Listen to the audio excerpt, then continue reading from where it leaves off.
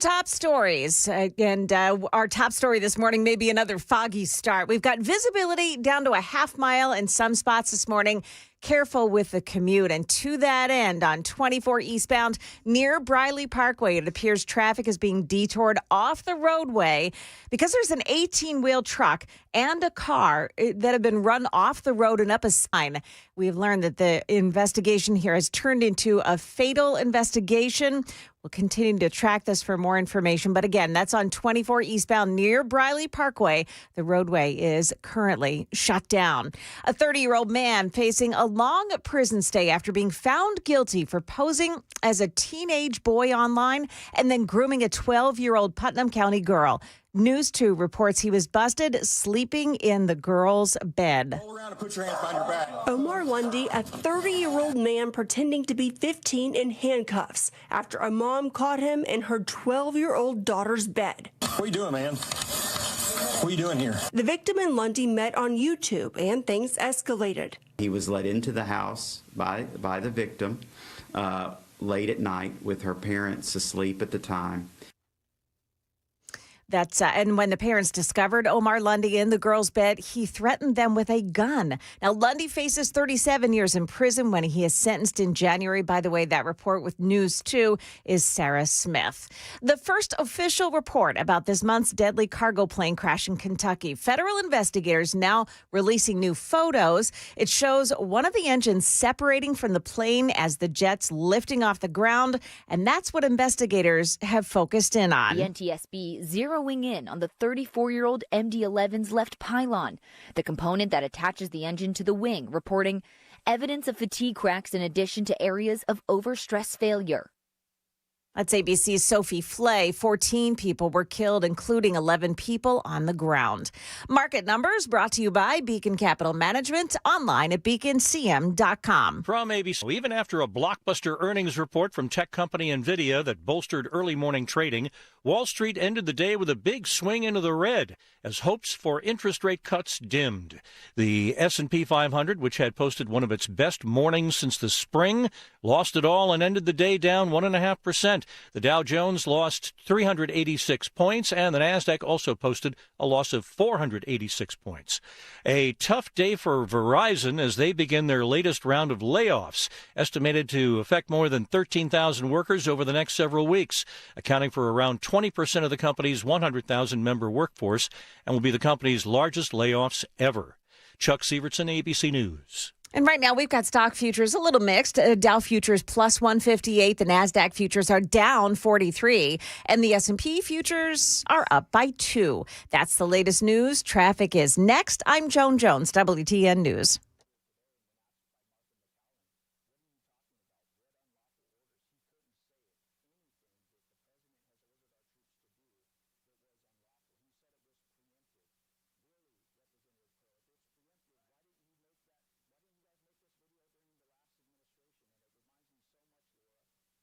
Selling your home can be stressful, but it doesn't have to be.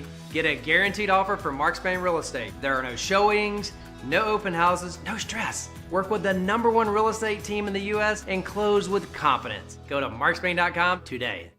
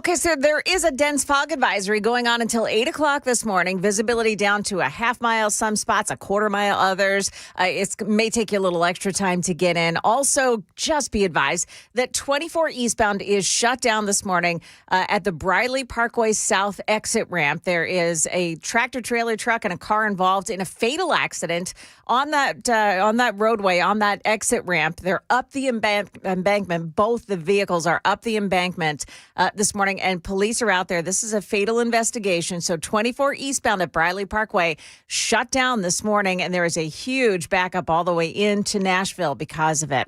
Traffic every 10 minutes every morning on Super Talk 99.7 WTN.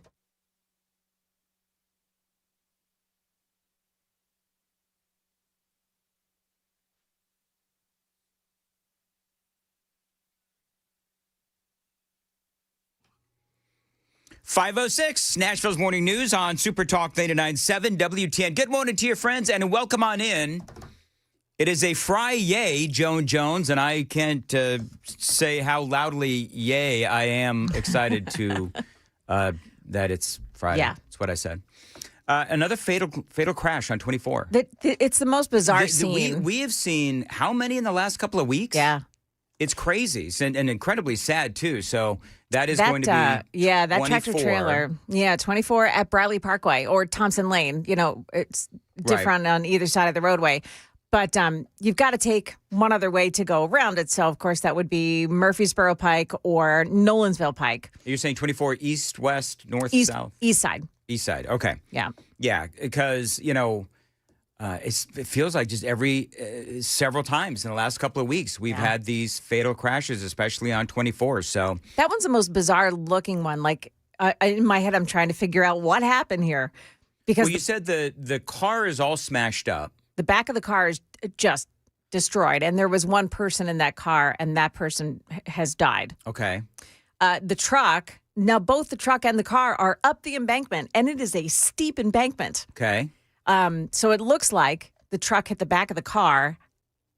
How that happened, I don't know. Was the car trying to cross in front of the truck to get off the exit ramp?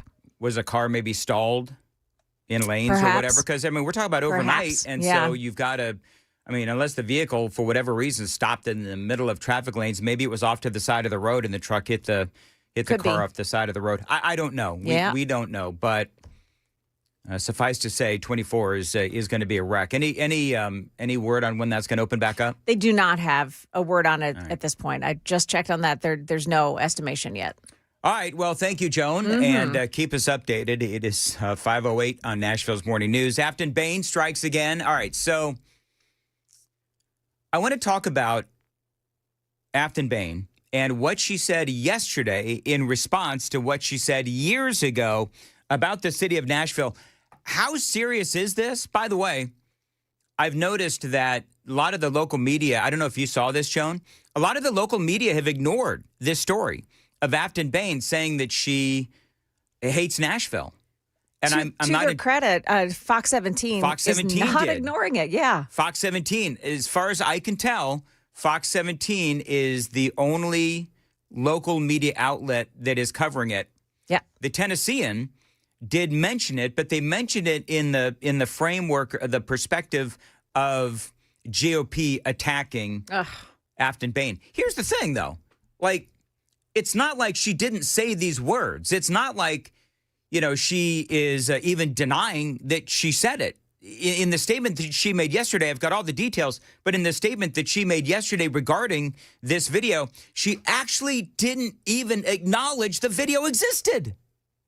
So this is, in case you missed the show yesterday, this is Aftyn Behn. She's running for the 7th, and this is what she said a couple of years ago on a podcast. I've been heavily involved with the Nashville mayoral race because I hate the city, I hate the bachelorettes, I hate the pedal taverns, I hate country music, I hate all of the things that make Nashville, apparently, and its city to the rest of the country, but I hate it. Yeah, I'm that girl at the airport that all these bachelorettes are giddy walking out in their two-toned colored Pantone pink shirts, and they walk out and they're like, oh my God, Nashville is so bad. They're so loud. All right, so that was the video, that's the audio that dropped from a podcast that she was on years ago. And so a lot of people, including yours truly, just pointing out the obvious that Aftyn Behn literally wants to represent a part of Nashville that she says that she hates, the 7th Congressional District. So then yesterday she tried to clarify. This story went everywhere. It was at the top of the Daily Mail in the UK.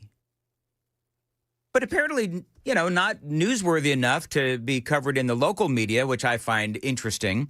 So we'll have to see if our, friends over at WSMV or Channel 5 or the Tennessean, I don't know who I missed there, but if they ultimately decide to pick up on the story, I can tell you, though, that if this was Matt Van Epps who had said something like this, I mean, the media, I assume, would be all over this. And so she didn't actually apologize. In the statement that she made yesterday, she actually did not apologize for the tape, nor did she really seem to acknowledge that the tape existed. This is what she said yesterday in response. Listen close. Today, the Republicans decided that they're going to start this narrative that me, the state representative who represents downtown Nashville, doesn't like the city. Now, I always want Nashville to be better, right? I want Nashville to be a place where working people can thrive, right? But sure, I get mad at the Bachelorette sometimes. I get mad at the pedal taverns, right? And you're talking to someone who has cried no less than 10 times in the Country Music Hall of Fame. Okay, now, a couple of things. First of all, and there's more, but I want to handle these things one by one. So number one is she doesn't even acknowledge that this tape exists. She says, well, the Republicans are accusing me of not liking Nashville, the Tennessee representative for Nashville. She said it herself. You said the words, I know, Aftyn. right? That's it. Matt Walsh actually, responded and said, well, you said it. Republicans aren't, making this up out of whole cloth. You said it. And so for her not to even acknowledge the tape exists, and for her randomly, she's just going to say, oh, yeah, the Republicans are trying to say that I don't like Nashville. Never acknowledging why the Republicans are saying that. Number two, do you actually believe that she cries when she goes to the Country Music Hall of Fame? I don't believe if she said that she hates country music, then why would she cry going to the Country Music Hall of Fame? Do you know what I'd be curious to find out? Is there any way to prove, and Joan, you might be able to figure this out, is there any way to prove that she's actually been to the Country Music Hall of Fame? Does she have like a season pass to the Country Music Hall of Fame? Can we find some receipts that shows that she's been to the Country Music Hall of Fame 10 times? Now, maybe she's been there for some sort of events or something like that. Right. But I'm sorry, but I'm calling her out because I don't believe that she has cried. I've been to the Country Music Hall of Fame, I believe, twice. Now, you people know that I cry at movie trailers. I cry sometimes at concerts. I'm just a natural-born crier, and I don't know why, but I do. And so I've never cried at the Country Music Hall of Fame. Not once. And so I'd be curious to know, okay, what exactly did you cry over at the Country Music Hall of Fame? She also claims that she goes to the Ryman just to hang out. The girl that just goes to the Ryman to hang out. No, we're not even going to go there. All right, so we're not even going to go there is what Aftyn Behn says. Here's the question, though. Do you believe what she's trying to sell? I mean, I don't believe that she is being 100% truthful here. Clearly not. I think that she realizes that she made a mistake. I think there's a reason why, and we discovered this yesterday, they pulled down the entire podcast. But not before, Joan. There is another piece of audio that was taken from the podcast. Ooh. And wait till you hear it. It's coming up next. It is 5:15. Time to check the roads on WTN. All right, you're stuck this morning if you're on 24 eastbound. It is a mess because 24 east at the ramp from Briley Parkway south, exit 54, that ramp is blocked off this morning. So is eastbound 24 leading up to Briley Parkway.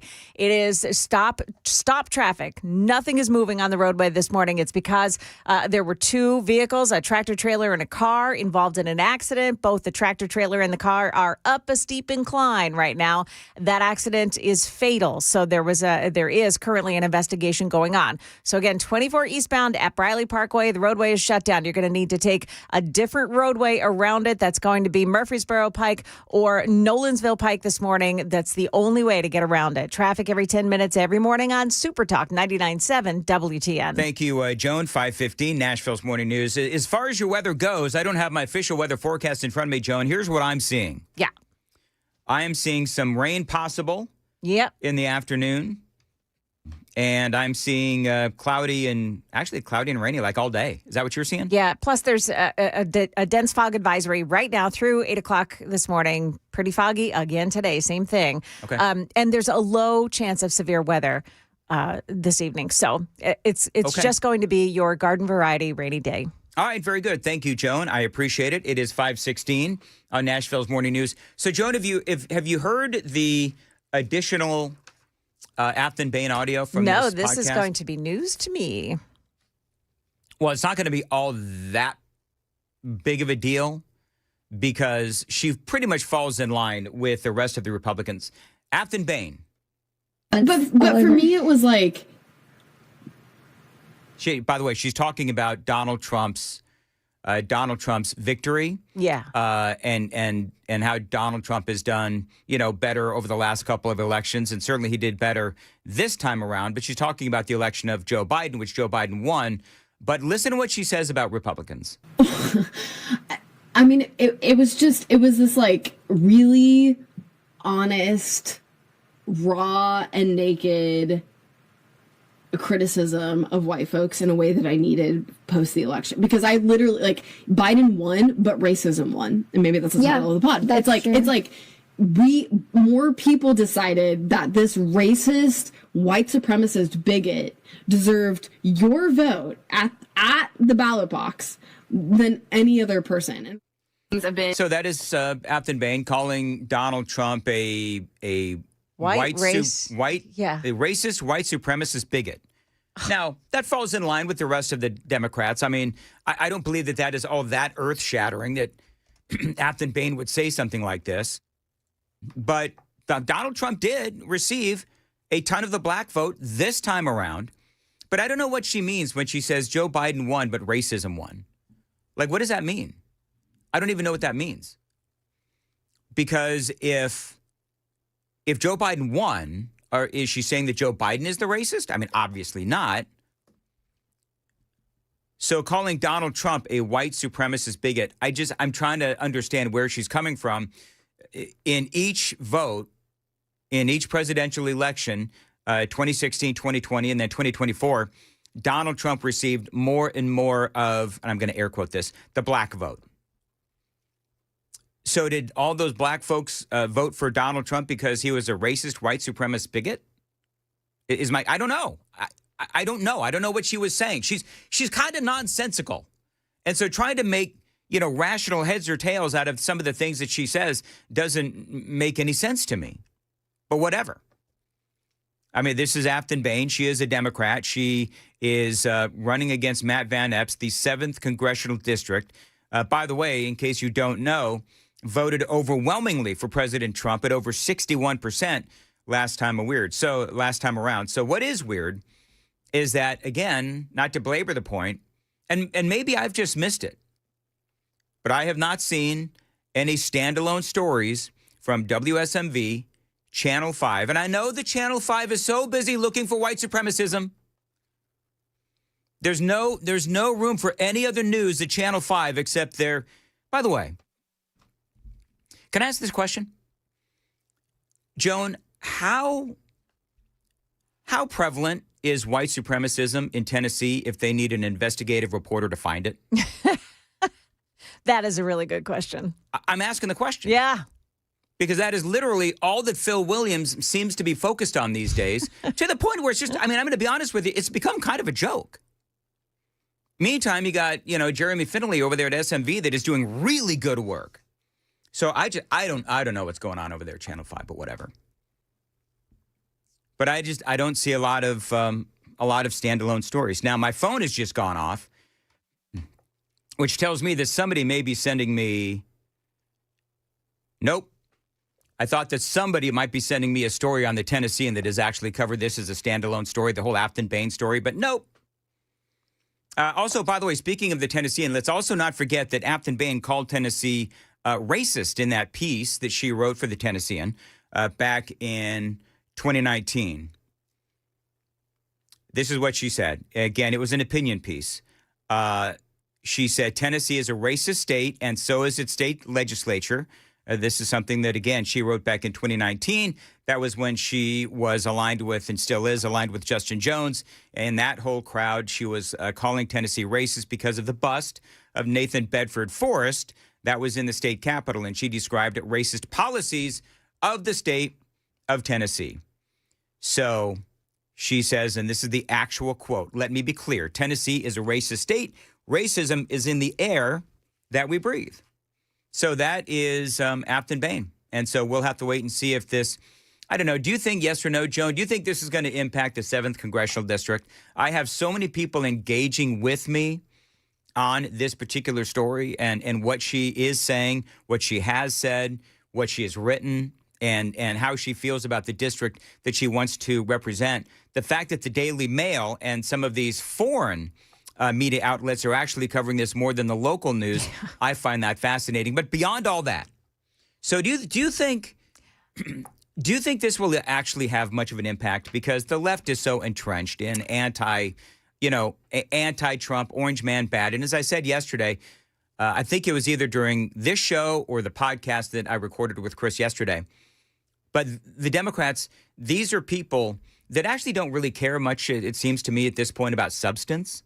And it's all just about orange man bad because, and I use this as the example, they're willing to vote for a guy like Jay Jones out there in Virginia. That was exactly what I was going to say. Yeah, who wants to murder children and pee on their graves. So for what Aftyn Behn said, for the Democrats, I want to believe that the people of Tennessee are much better quality people than those in that portion of Virginia.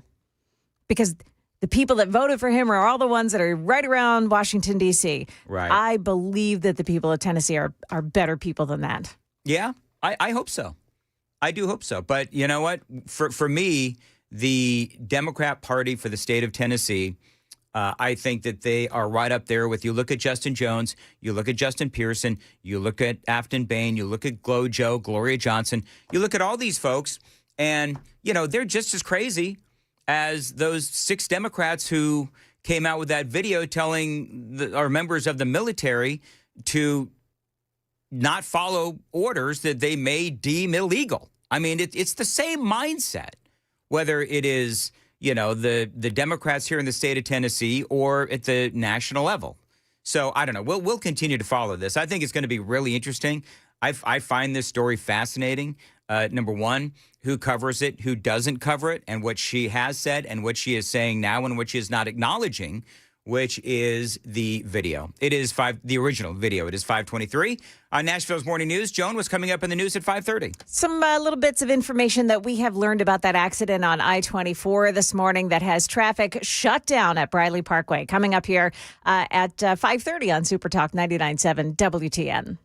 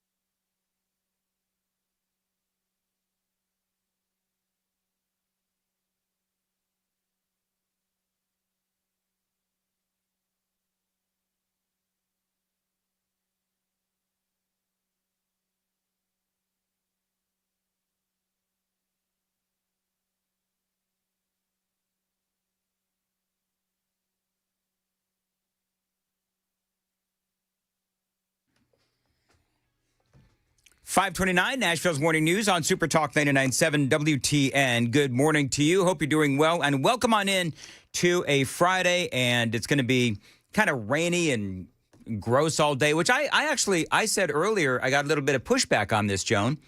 But I said it's going to be a nice day. I like days like this. I like the rain. I like the patter of the raindrops falling on the roof. I love this kind of weather. I'm sorry if you don't.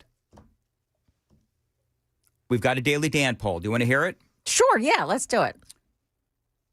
The Daily Dan poll is, did those, and I just texted it to Louie, and I'm going to get into this coming up next, did those Democrats who told the military to disobey POTUS commit sedition? Or right? Because I do you know what's so funny? I actually looked up the definition of like seditious behavior. Mm-hmm. They actually did commit. Is it sedition? Sedition. They actually committed sedition because I looked it up. Sedition. Conduct or speech inciting people to rebel against the authority of a state or monarch. Well, that's exactly what these Democrats did. They told these people to disobey the orders of the commander-in-chief. Yeah. I mean, they just... Now, does Donald Trump want them to be, put to death? No. But the Democrats are trying to make it seem like he is. We're going to get into that coming up here on Super Talk 99.7 at WTN. Take the Daily Dan poll. Watch us on YouTube. Like and subscribe if you would. Oh, by the way, real quick. I know we're running late, but Monday is the Nashville Rescue Mission Radiothon. Oh, right. I am counting on you 5 o'clockers to start us off big, start us off early, and make those donations in the 5 o'clock hour. Because I've always felt like that 5 o'clock hour, a strong 5 o'clock hour, means that we're going to roll throughout the rest of the day. History proves that I'm right. It is 5:30 on WTN.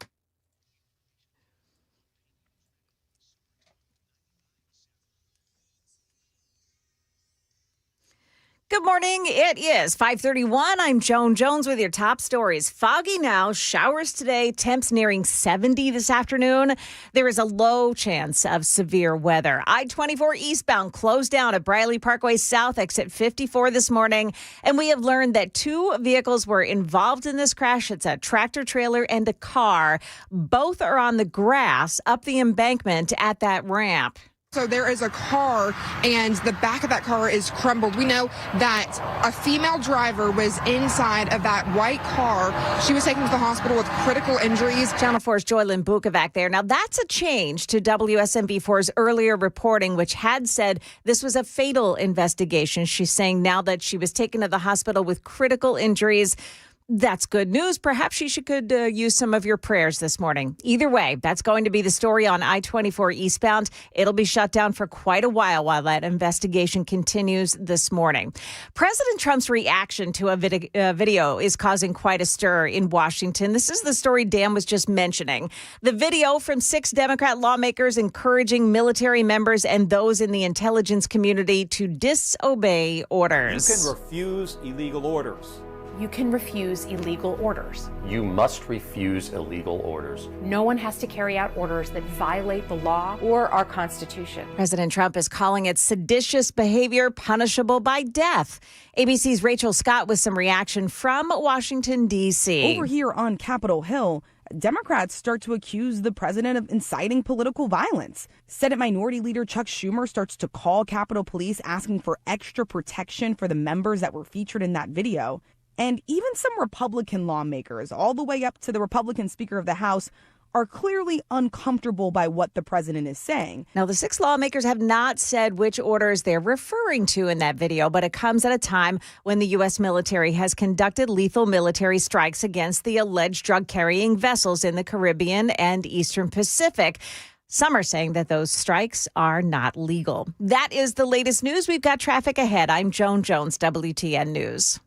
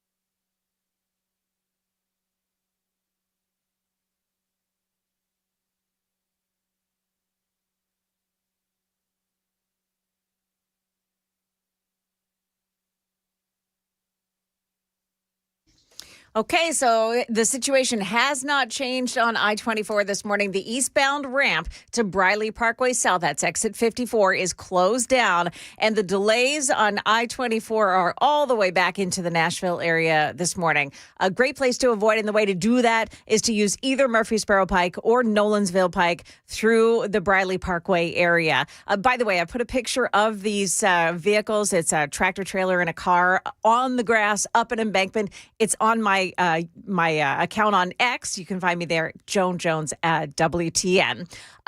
It's going to be closed for a while. They are not saying when the roadway is going to be opened again, so you can expect it to be that way for quite a while.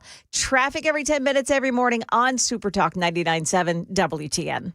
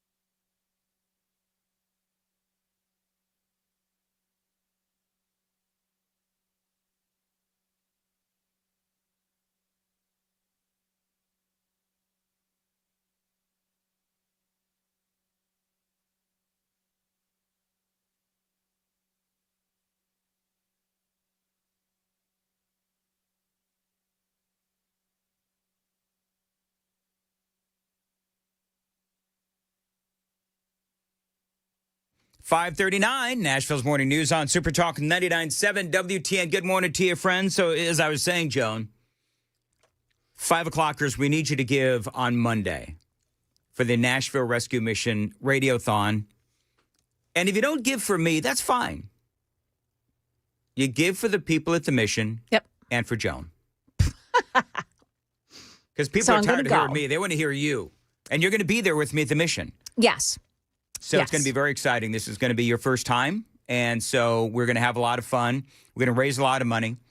And I'm begging you folks, 5 o'clockers, man, $5, $10, whatever you can do. Yeah, I mean, it doesn't have to be your whole paycheck. Come on, $5. It's all you got to do, $5. So, but we'll do all that on Monday. All right, so real quick. You have these Democrats, a total of 6, I think. There were 6 Democrats who come out with this video. And what they're doing, and I've got the relevant part of the video, what they're basically doing is they are telling members of the military that they should disobey orders that they deem illegal from the commander-in-chief, i.e. Donald Trump. Right now, the threats to our Constitution aren't just coming from abroad, but from right here at home. Our laws are clear. You can refuse illegal orders. You can refuse illegal orders. You must refuse illegal orders. No one has to carry out orders that violate the law or our Constitution. We know this is hard, and that it's a difficult time to be a public servant. But whether you're serving in the CIA, the Army, or Navy, the Air Force, your vigilance is critical. And know that we have your back. Because now, more than ever, The American people need you. We need you to stand up for our laws, our Constitution, and who we... All right, so there you go. So that is just a snippet of it. I mean, that's the main point of it, where they're trying to say, listen, if you're a member of the military, you can disobey illegal orders. Now, the question is, number one, this felt awfully random. So we just got done with the shutdown, and the Democrats got their butts handed to them in the shutdown, right? We just got done with, well, it's not over yet, but with the Epstein situation, where now we've had President Trump, both the Senate and the House, have now come out and said, release the Epstein files. This is looking bad for the Democrats. So now here we are with these 6 Democrats who are either veterans or members of the intelligence community, and they are speaking directly to U.S. service members where they say, you can ignore the commander-in-chief. And so I just wonder if they're trying to, because remember I keep saying this, all this week I've been saying, okay, so what's next? What's next? Apparently this is what's next. And so now supposedly they're getting death threats. Here's what the president posted, President Trump posted, reacting to this. He said, this is really bad and dangerous to our country. Their words cannot be allowed to stand. Seditious behavior from traitors. Lock them up, President DJT. And then he posted seditious behavior punishable by death. So I looked up the definition of seditious. I mean, and we read it right before the newscast. Conduct or speech inciting people to rebel against the authority of a state or monarch. So would you say that that is sedition? Joan, what do you think? Do you think that is sedition? I do. I mean, I think it is. It does sound like it to me. Now, so I looked up, by the way, yes. the Uniform Code of Military Justice. Mm-hmm. There's specific articles that deal with this. Article 90 is that service members can face charges such as willful disobedience of a superior officer, or Article 92, failure to obey an order. But they have a duty to disobey illegal orders. It doesn't say an obligation, like one of the people on the video said, you must. Right. It says you have a duty to disobey illegal orders, but the punishment for doing so is considered insubordination, and it can lead to criminal charges. So what they're telling these people to do by disobeying what the commander-in-chief says, I do believe it's sedition. So here's the deal. You have lawmakers, and by the way, a couple of things just real quick, is Trump responding the way that Trump is going to respond, seditious behavior punishable by death, and the word death is in capital letters.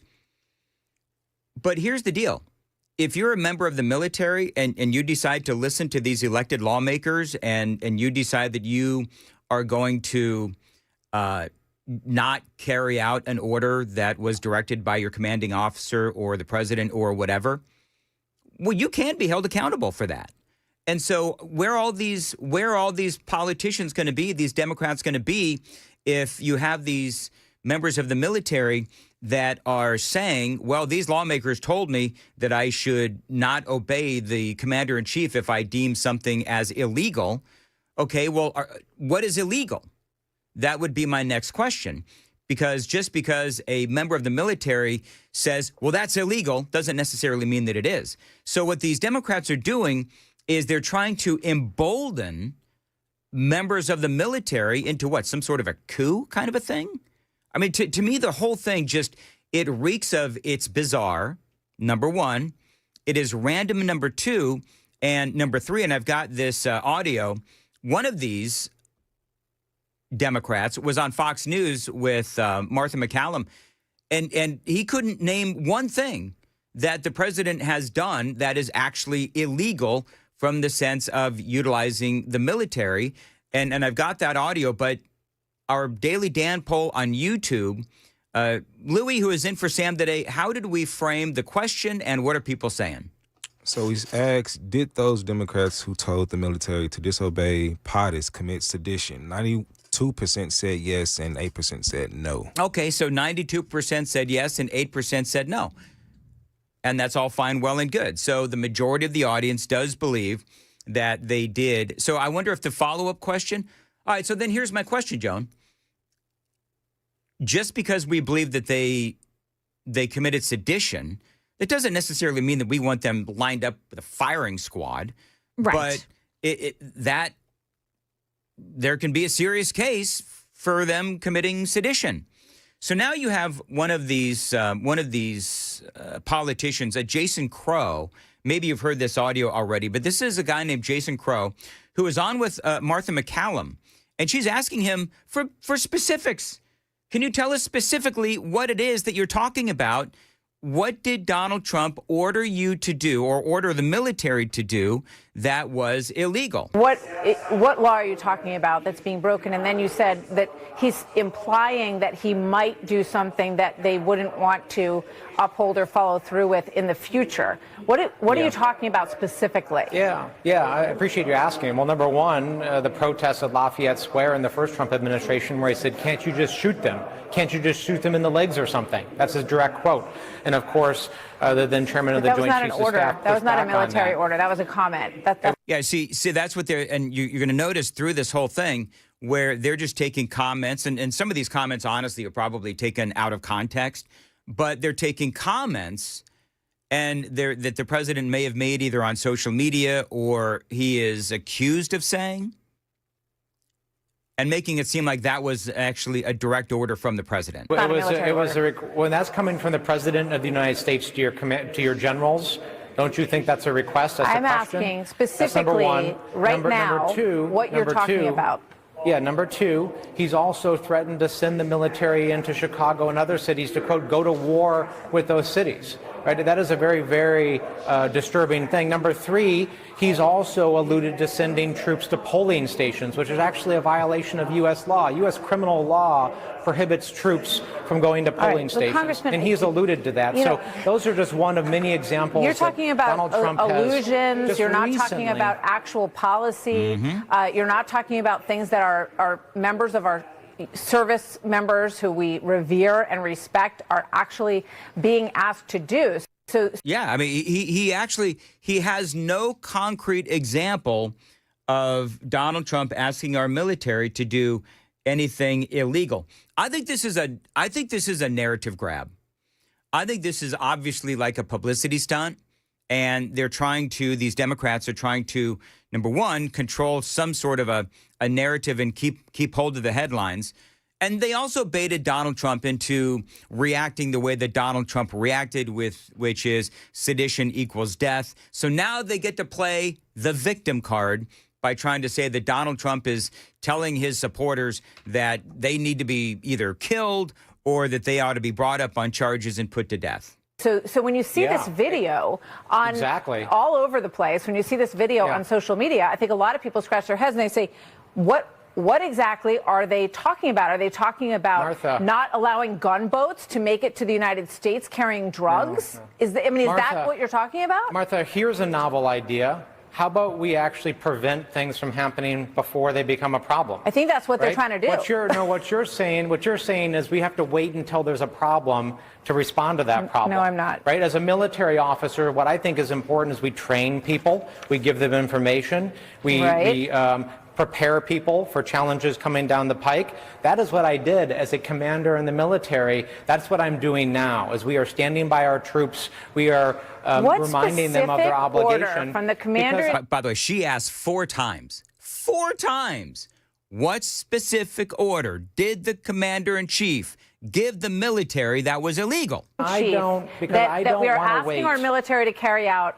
Are you objecting to? This is very, very vague. And it was so vague in this video. I don't think people could figure out what you guys were all talking about, honestly. Martha, Donald Trump has made a series of So in other words, he just kept on. He didn't have any answer whatsoever. And I think that, that interview with McCallum, it did make them look really bad. And here's part of what I would say about this is, okay, so how bad was your narrative grab? that the members of the media actually had to call your offices to try to figure out what in God's green earth you were talking about. And so I think that we have seen some Democrats and all Republicans asking the question, what in the world are you referring to? Because you're not giving us any actual details as far as accusations. You did have Caroline Leavitt, and she pretty much excoriated not only the members of the media, but also the Democrats. This morning, President Trump accused 6 Democratic lawmakers of seditious behavior punishable by death. Just to be clear, does the president want to execute members of Congress? No. Let's be clear about what the president is responding to, because many in this room want to talk about the president's response, but not what brought the president to responding in this way. Yep. You have sitting members of the United States Congress who conspired together to orchestrate a video message to members of the United States military, to active duty service members, to members of the national security apparatus, encouraging them to defy the president's lawful orders. The sanctity of our military rests on the chain of command. And if that chain of command is broken, it can lead to people getting killed.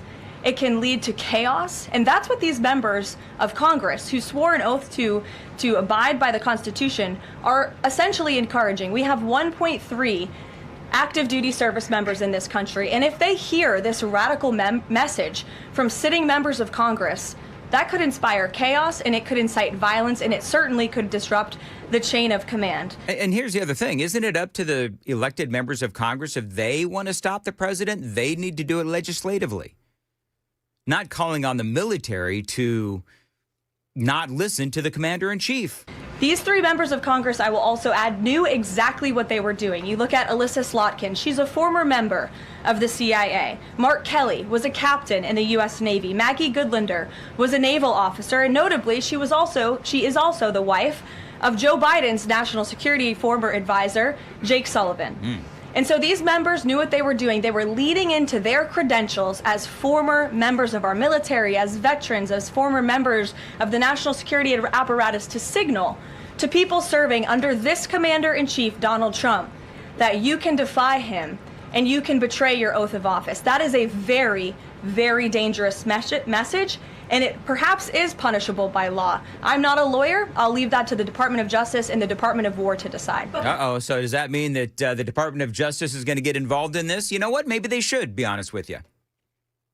FAFO. FAFO Friday is what we'll call it, Joan. FAFO Friday. I like it. Do you and like that's that? the appropriate way to follow through with this. Go to the Absolutely. Department of Justice. Yeah, that's all you got to do. Go to the Department of Justice and see what they have to say. It is 5:53 on Nashville's Morning News. Joan's got the news at 6. Joan. Yeah, we'll have the latest on the closure on I-24 this morning. Looks like it is still there, Briley Parkway, and we'll bring you all the latest. Also, if you don't have a real ID, you're about to be charged at the airport. Got that story coming up here at 6 o'clock on Super Talk 99.7 WTN.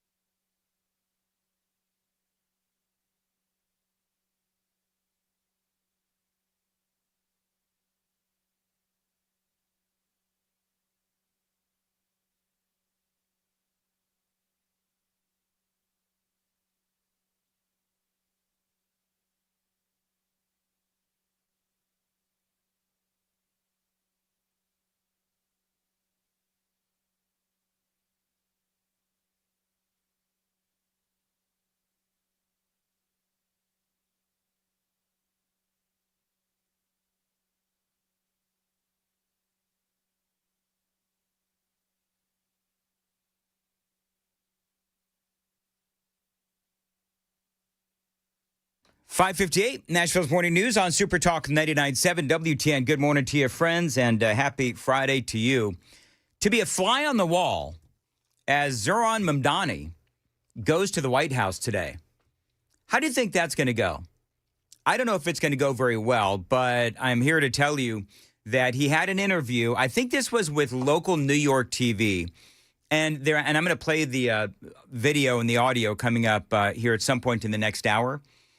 But basically, you've got the governor, Kathy Hochul, that is essentially saying that he's not going to be able to do a lot of the things that he wants to do without state support.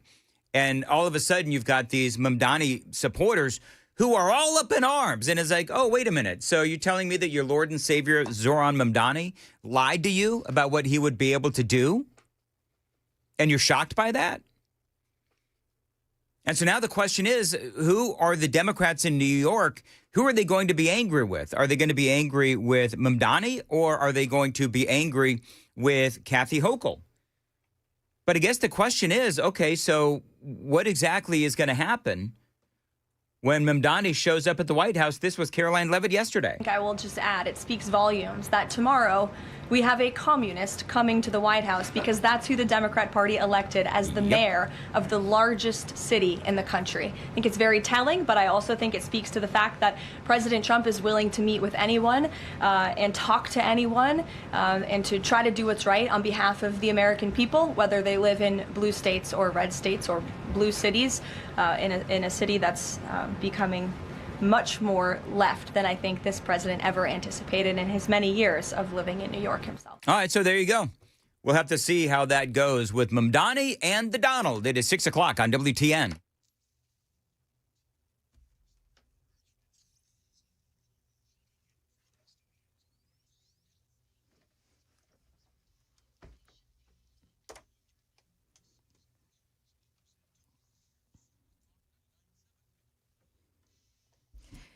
Good morning. Now 6 o'clock, and I'm Joan Jones with your top stories. We've got fog this morning and visibility down to 1/2 or even 1/4 mile in some spots. And we'll have rain throughout the day today. High temps near 70. No real chance that we'll have any severe weather today. We've got good news. I-24 now reopened at Briley Parkway, South Exit 54. Those guys did some really fast, good work this morning. So congrats to them. Thank them so much, because they opened that roadway up this morning pretty quickly. The ramp, however, to I-24 eastbound to Briley Parkway South, the ramp is still closed off, but now we've got the I-24 roadway reopened to traffic once again.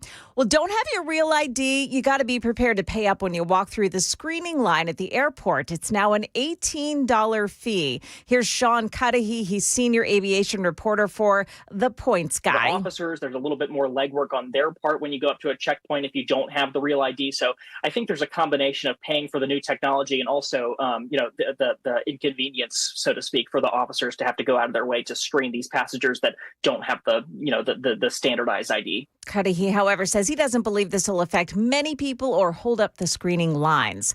Blood donations drop off during the holidays every year, and now Blood Assurance says they're in dire need of all blood, but especially the blood type that's considered universal. WSMV4's Alexandria Adams. From November 23rd through the 30th, all O negative and platelet donors will receive a $50 gift card, an e-gift card, plus a free T-shirt. There are blood drives taking place as well. You can check online at bloodassurance.org to find one near you. Market numbers brought to you by Beacon Capital Management, online at beaconcm.com. Investors' renewed suspicions that AI stocks might be overvalued sent the major indexes into retreat Thursday.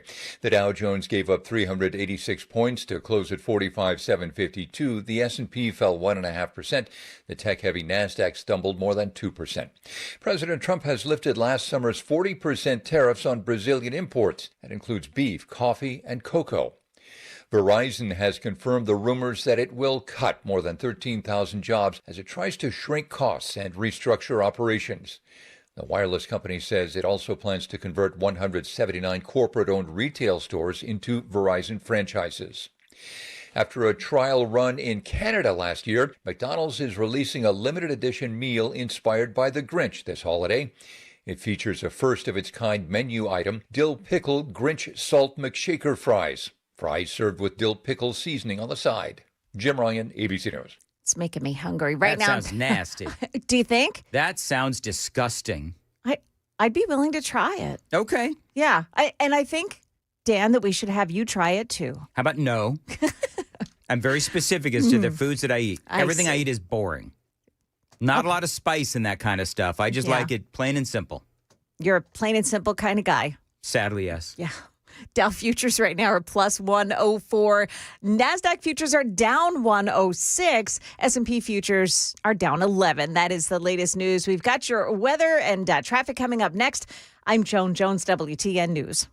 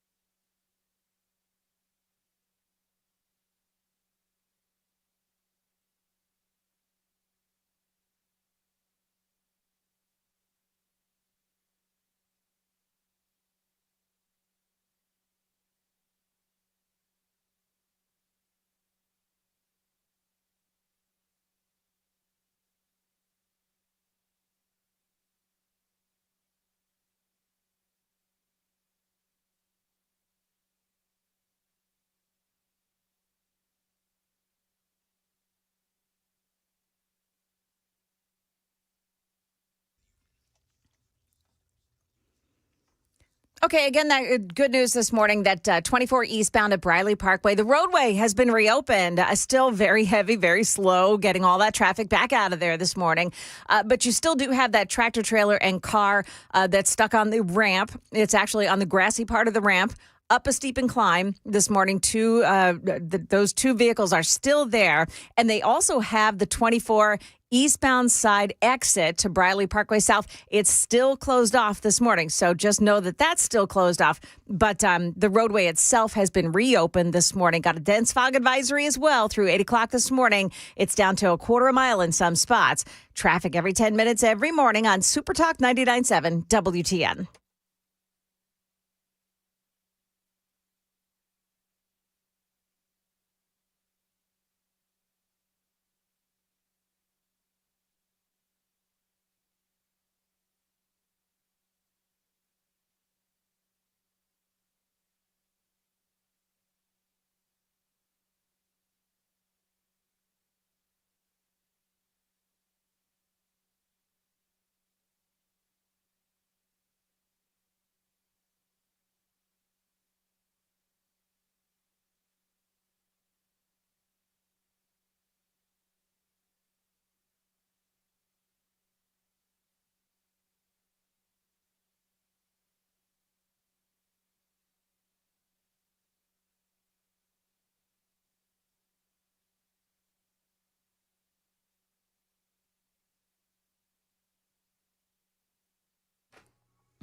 .607 Nashville's Morning News on Super Talk 99.7 WTN. Joan, I don't know what I was thinking. I missed a major story yesterday. Do you know what that major story was? The major story that I missed was that we had a birthday that we completely missed. Need some video. A birthday of a man that we'll never forget. no matter how hard we try. Watch me. If you think I don't have the energy level or the mental acuity. The best way to get something done, if it holds near and dear to you that you like to be able to, Anyway, President Joe Biden, I believe, is at 82. I think he turned 82 yesterday. And, he doesn't sound like a year over 95. From Charlotte, another line going from in Florida down to Tampa. Of Putin's kleptocracy. Yeah. America is a nation that can be defined in a single word. I was going to put the idea that. Yep, and it just brain freezes. Joe Biden.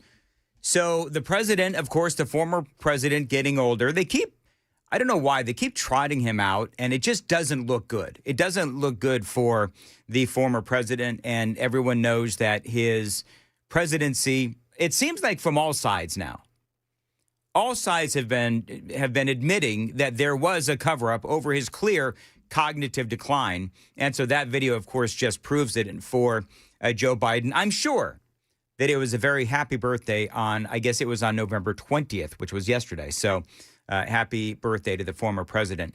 The political battle over the Epstein files, that does continue. We are going to talk about that as this hour does continue to unfold. I want to do a quick Memphis update, though, because there is a lot going on regarding Memphis. And we do have, of course, a number of lawmakers trying to do whatever they can to make Memphis safe again. And I want to play a piece of audio only because it made the rounds, and it is so incredibly stupid as to what the Shelby County mayor has to say. This is a guy by the name of Lee Harris. We've talked about him before. Well, no clear reason for sending the National Guard to Tennessee except to comply with the orders of Donald Trump. Mm-hmm. The effect of this wrong-headed and illegal decision has been catastrophic to some of the most important laws and norms of our country. You know, the only thing that Donald Trump and Governor Lee, of course, and sending in the National Guard into Memphis, the only thing it's been, if you want to talk about catastrophic, is it's been catastrophic to the bad guys. It has definitely been catastrophic to the bad guys because you've got, I believe it's either almost or over 3,000 arrests. You've got gang members. You've got violent offenders. You've got drug trafficking as well. A bunch of stolen guns were found, which, by the way, you know, it's interesting because they did confiscate a whole bunch of stolen guns. And you would think that the Democrats, seeing as how they hate guns so much, that would be a big positive for them. But, you know, Orange Man bad. They have found well over 100 missing children. So all this to say that, you know, when the mayor of Shelby County, again, guy by the name of Lee Harris, says the law enforcement upgrade has been catastrophic, yeah, again, for the bad guys, and that is a good thing. Now, Memphis Police Department chief, the MPD chief, C.J. Davis, describing these accomplishments as historic reductions, attributing them to strategic policing, technology, and, yes, community partnerships amplified by the task force. All precincts report improved safety perceptions, with residents noting a renewed sense of security. So you've got to ask, when it comes to, you know, Shelby County Mayor Lee Harris, and you say, oh, the president doing this and Governor Lee doing this, bringing in the National Guard, has been catastrophic. I guess my question is, what exactly is it do you mean by catastrophic? Because if the residents are happy, do you know who's not happy? The criminals and Democrats. Memo to Democrats, if you're like in the same bucket as the criminals as far as being unhappy about something, you're probably on the wrong side of right. If you're siding with the criminals and all of you Democrats and criminals, you're all complaining about the same thing that Donald Trump is doing, then take a clue, Democrats, you're on the wrong side. I mean, personally, I think it's great. I mean, if Democrats want to do this, and whether we're talking about Mayor Brandon Johnson, let's go Brandon Johnson in Chicago, whether we're talking about J.B. Pritzker in Illinois, the governor of the state of Illinois, or the Shelby County mayor, which, by the way, it's interesting. So the Shelby County mayor in Memphis is unhappy, yet the actual mayor of Memphis itself is actually okay with what is going on. He does see that there has been some progress made on the crime in Memphis. So Shelby County mayor doesn't like it. The actual city of Memphis mayor does like it.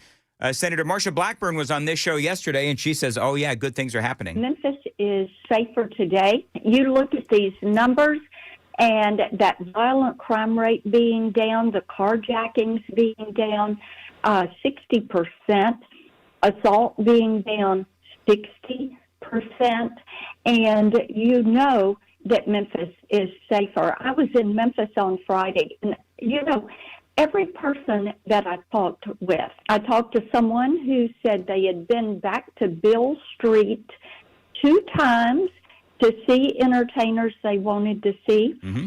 People like the fact that kids can play in the yard. They can ride their bikes. Parents are very pleased for this.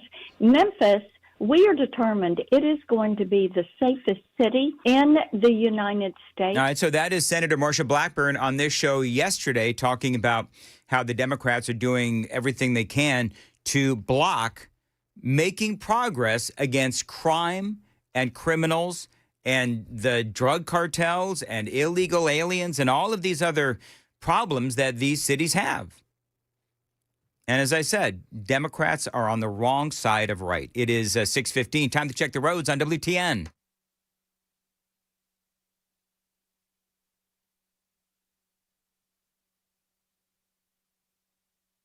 All right, so pot this down. Yeah, that's not all. right.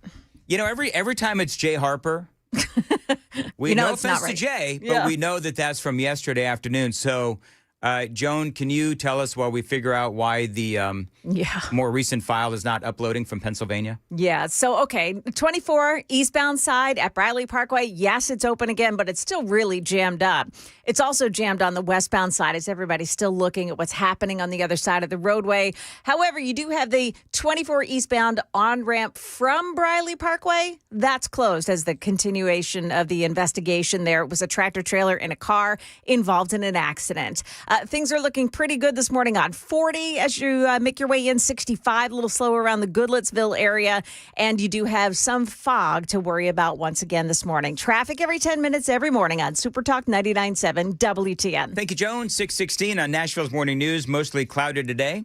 Warmer, high of 73, feeling like 71. A couple of heavy thunderstorms this afternoon. Thunderstorms that can bring hail and damaging winds. Cooler on Saturday with some showers.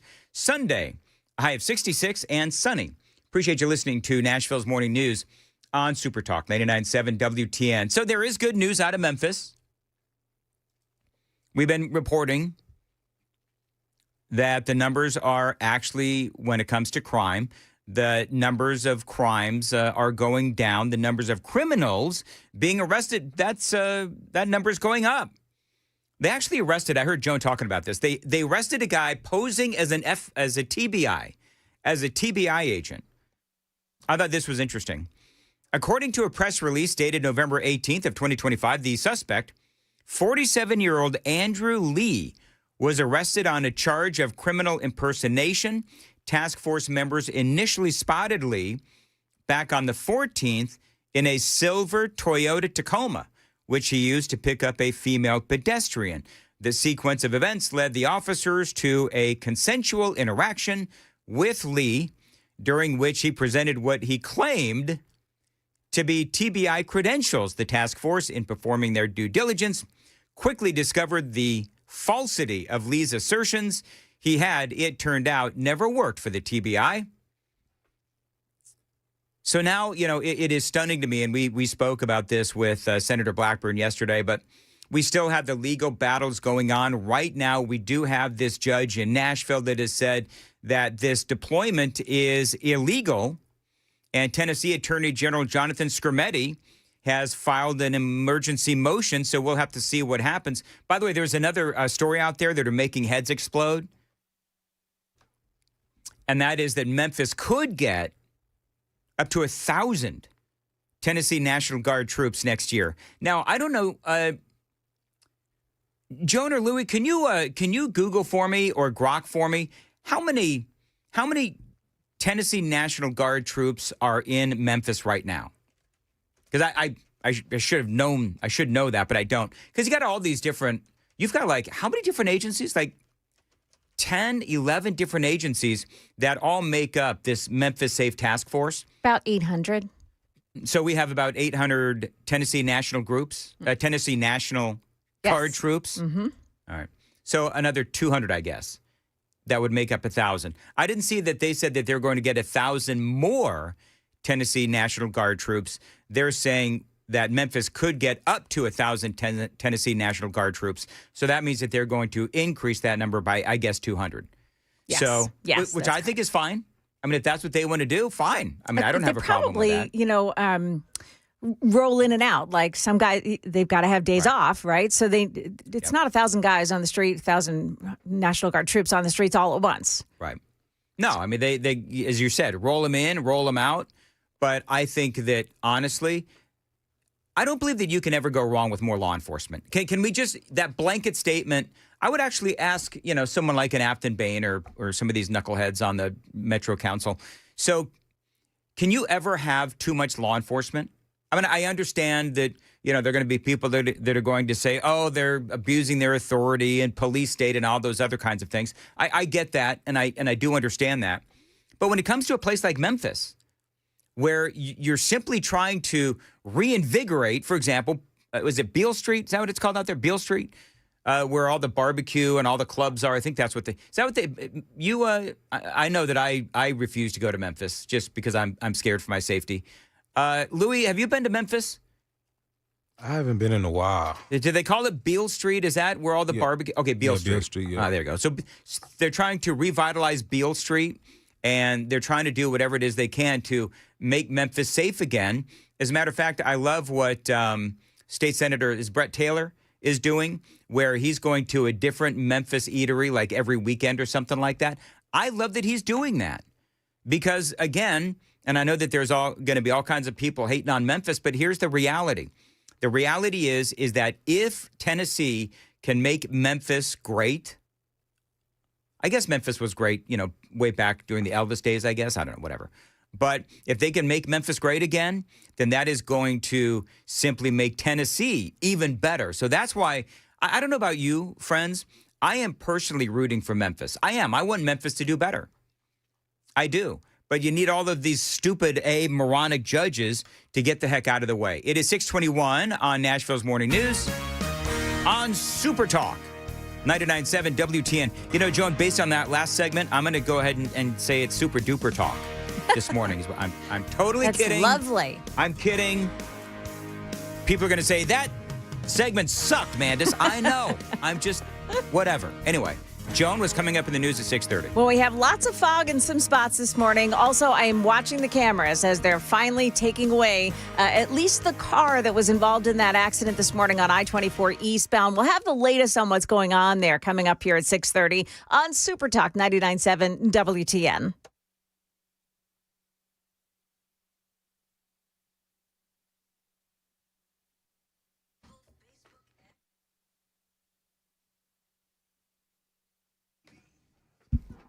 Friends, if you've got some stubborn belly fat that you want to get rid of, if you've got some fine lines on your face, my friends at Contours, they have a special to help you, and you can get it for yourself or, you can get it for your significant other.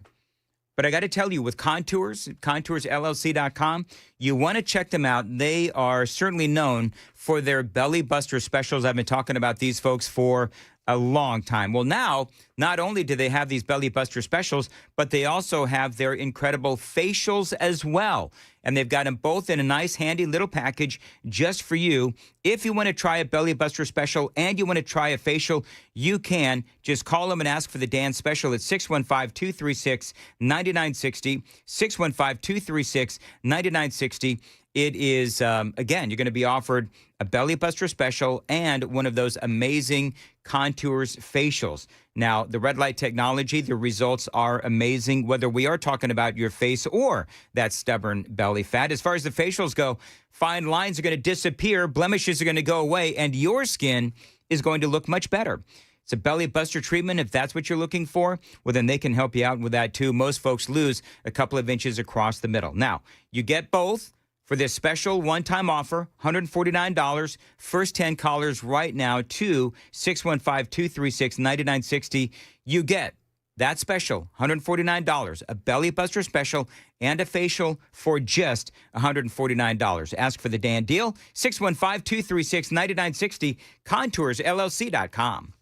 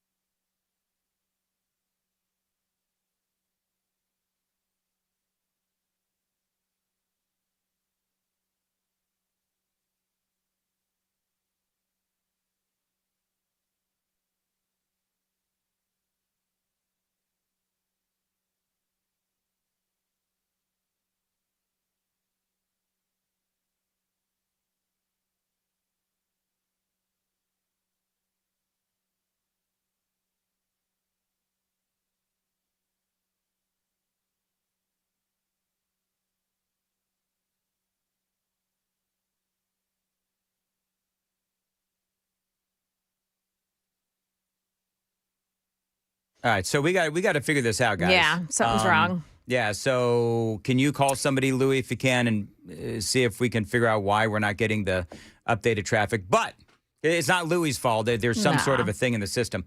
Joan, what is happening in traffic? So 24 eastbound is reopened again at Briley Parkway, but the ramp from westbound Riley Parkway onto I-24 East is still blocked off this morning. Now, they're removing a tractor trailer and a car that were involved in a serious crash in that spot. Belshire, you've got Belshire Drive at Westchester Drive. That's a scene of a crash. Nolensville Pike at Swiss Avenue, also a crash. And Terminal Drive out at the airport, very slow around a crash at B&A Park Drive. We're also hearing reports on I-24 that there's an accident around the Monteagle area. I'm checking on that. I'll get back to you at the next one and let you know what I can find out about that accident. Yeah, people are saying 24 eastbound Monteagle. Mm-hmm. They're saying that there's some semis and cars involved in an accident and impacting lanes. But that's what people are saying on the super text line. I don't know for sure. We're going to see if we can find out what's going on. Yeah. Yeah. And by the way, it's very foggy in that area. So that would not surprise me. Okay, so we got a lot of fog out there, friends. So be careful. Appreciate it, Joan. We've got news with Joan Jones coming up. And also coming up after the news, we've got some great audio from Jasmine Crockett. Jasmine Crockett, and what she is saying about Stacey Plaskett. Remember Stacey Plaskett, of course, the Democrat, going back and forth with Jeffrey Epstein as they were getting ready to, or in the process of asking Michael Cohen a bunch of questions there in the House of Representatives. So wait till you hear what Jasmine Crockett has to say about you if you have a problem with Stacey Plaskett going back and forth with Jeffrey Epstein. It is very funny. We've got that for you straight ahead. And by the way, a whole bunch of other just Epstein-related topics is on the way. We've got a lot to do this morning on Nashville's Morning News on Super Talk 99.7 WTN.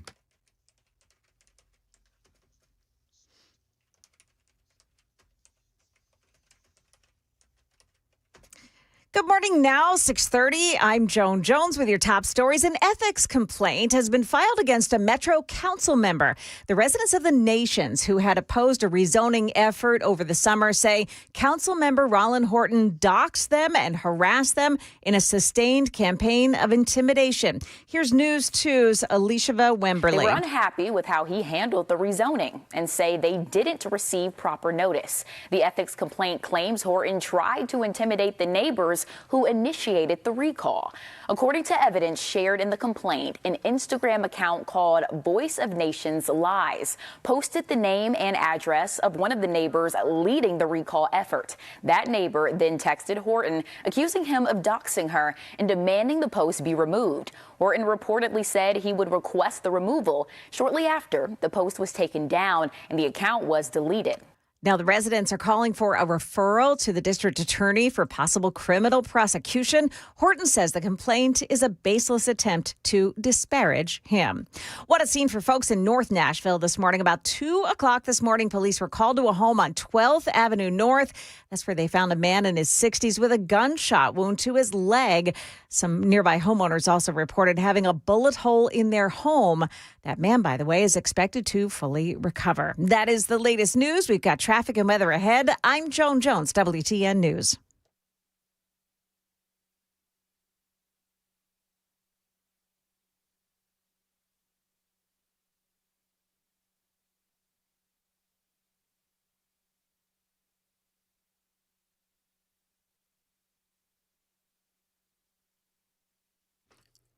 .632, DamNet is here for Stoltz Co. This is a great Tennessee company. They do continue to grow and expand. This is, by the way, I have a lot of folks that I do endorsements for. I love Stoltz Co. because of what they can do for you. Because, listen, housing is certainly changed here in Tennessee. So if you can find a plot of land and you can find it for, relatively cheap, you can put a pole barn on there from Stoltz Co. and live in it. That's right. We call them barn-dominiums. Stoltz Co., they do build incredible pole barns. And yes, these pole barns can serve as a garage, as an event space, as an equestrian building, and those barn-dominiums. You can live in these pole barns. Go to their website, STOLTZCO, stoltzco.com. Find them on Instagram, find them on Facebook, and see examples of their incredible pole barns, and specifically the barn dominiums. Now, Stoltzco, they're offering you turnkey options these days. Now, that means that they handle the design, the construction, and, yes, the amazing finishing touches as well. You turn the key and you are home, my friends, courtesy of Stoltzco. 615-622-5992, 615-622-5992, STOLTZCO, Stoltzco.com.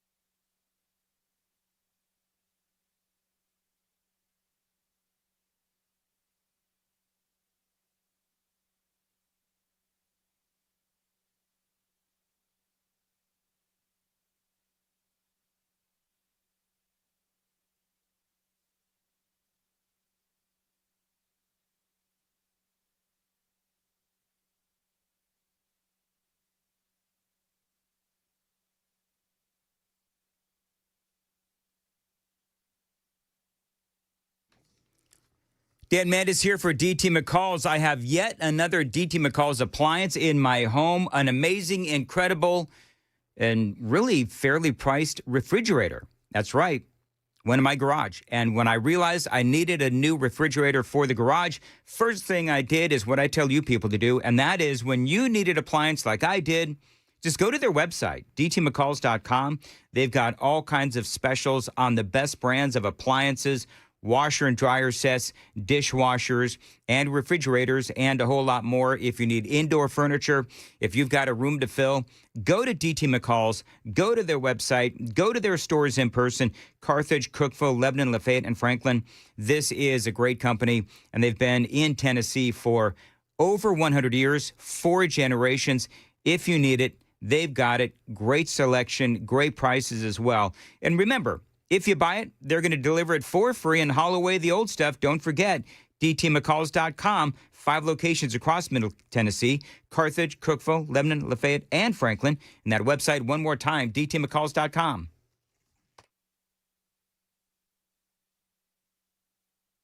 Okay, first let's deal with what's happening in Monteagle this morning. I do have some eyes on it, some cameras down there, I-24 at a milepost 134. So that's right at the Main Street exit in Monteagle. And it looks like at least 2 tractor trailers. One is on fire. The crews are there, their fire crews are there putting it out, but there's a lot of smoke going across the roadway. And the jam up behind it on eastbound 24 in Monteagle is enormous. It's stretching all the way back this morning. It's hard to tell how far that is, but it is a giant delay, and it looks like the roadway is closed down in that spot. Now, you've also got the problem on eastbound 24 here in the Glencliff area.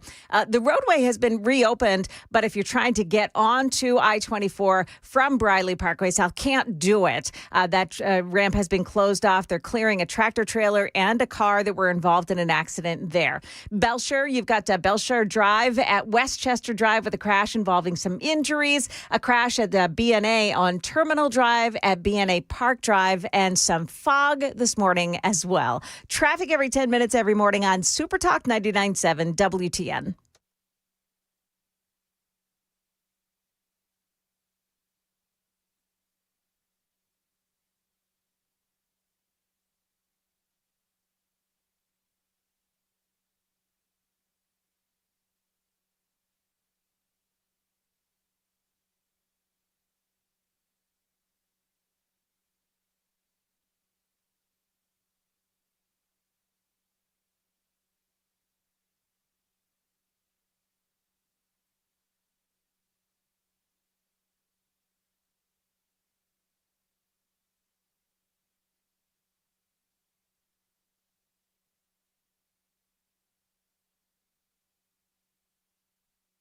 .637 Nashville's Morning News on Super Talk 99.7 WTN.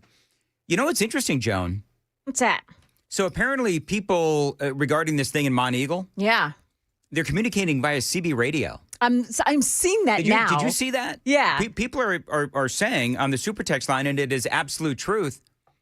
Do you know what our best form of traffic updates is? The Super Text line. I think because it really these is. are folks Number one, I really love how passionate people are about WTN because they're listening to us all over the country and all over the state, whether it's on the radio at 100,000 watts of FM power or on YouTube or Flamethrower. whatever. Yeah. Well, Joan, I wasn't going to use flamethrowing because there's apparently a truck on Oh, fire. I'm sorry. That was Come on, Joan. bad. Yeah, terrible of me. Anyway, so thank you to you folks who let us know what is going on with the traffic across not only Middle Tennessee, but also the entire state. Yeah. And a lot of truck accidents today. We have the one off 24 more locally. A couple of trucks, apparently 24 Mont Eagle. That's eastbound, right? That's the eastbound side. Okay, so that is going... toward Chattanooga. Toward Chattanooga. Okay. Yeah. So, I mean... It's hard unless you see the cameras, but you can. I mean, it's right in front of one of the cameras down there, and you can see it. You got a CB radio, Joan? We used to when I was a kid. My parents were big CBers. My dad had a CB radio. Well, did you ever get on it? Fascinated by it. Did you have a handle? You know what? He probably did. I don't remember. I don't remember much about it. It was there. I was when I was very young, but he must have. Because he would. Nobody cares about this, but he was a traveling salesman, so he would be on the road all the time. And so he loved his CB radio. I actually never saw him really use it. Oh, really? I was fascinated by it, though. My parents had a club, the CB club. I was Peanut. You were Peanut, were you? That's because I was the smallest kid in the family. So, yeah, I was called Peanut. I have thought about getting a CB radio these days, as a matter of fact, just because I love them so much. But I do enough mass communicating during my job. I don't think anybody wants to hear me on a CB radio. Speaking of somebody nobody wants to hear, did you hear what Jasmine Crockett said? So this what now? She's just, you know what? If this is the level of dialogue that the Democrats want, Jasmine Crockett, then that's what they're going to get. So Stacey Plaskett, we all know, and then I'm going to move on to some other things, but Stacey Plaskett was the Democrat who was in a hearing texting back and forth with Jeffrey Epstein after we find out that he is a pedo and grooming and molesting girls. She is talking to him via text message about what she should be asking Michael Cohen, who was there basically to drop a dime on Donald Trump in front of this House committee. And so this is what Jasmine Crockett, because now there's a move afoot to strip Stacey Plaskett of her committee assignments. So this is what Jasmine Crockett has to say about that. You got to listen all the way to the end because, of course, she's going to tie all of this back to racism. Because I'm sorry, but we don't have ethical rules that say that you can't receive text messages or you can't respond to text messages, especially if somebody has a certain record and you can't do it in committee. A certain record. He was basically kidnapping children and grooming them and making them have sex with his rich friends. I mean, is that what she means by a certain record? I mean, good Lord. The fact that they let her be the face and the mouth of the party is stunning to me. Especially if somebody has a certain record and you can't do it in committee. We all be sitting on our phones. And yes, people be texting. I mean, our staff texts us. Everybody texts us. People, I remember when I had the bleach blonde situation, you know who was texting me? My pastor. Okay. So let me. Your pastor needs to text you more. Be clear. There is no ethical violation. And so the idea or the audacity to decide that you want to strip a black woman of her... There it is. There it is. Oh, it's racial, of course. There it is. You want to strip a black woman. Have you noticed that? I'm beginning to notice this, where anytime there is a person who is black who is coming under fire for whatever reason, there was an instance last week, and I forget what it was, where I heard somebody trying to defend a black person. It was a man, and they said, "You're accusing this black man." Okay. And then Scott Jennings, remember that audio I played yesterday? Yes. Where Scott Jennings was going back and forth with somebody. And basically Jennings said, and I forget what the I think it was probably Epstein, but Jennings said, if this is an IQ test, you're going to lose. And somebody said, did you just say to this black man that he was going to lose an IQ test? And it's like, well, he happens to be black, but he's saying something incredibly dumb.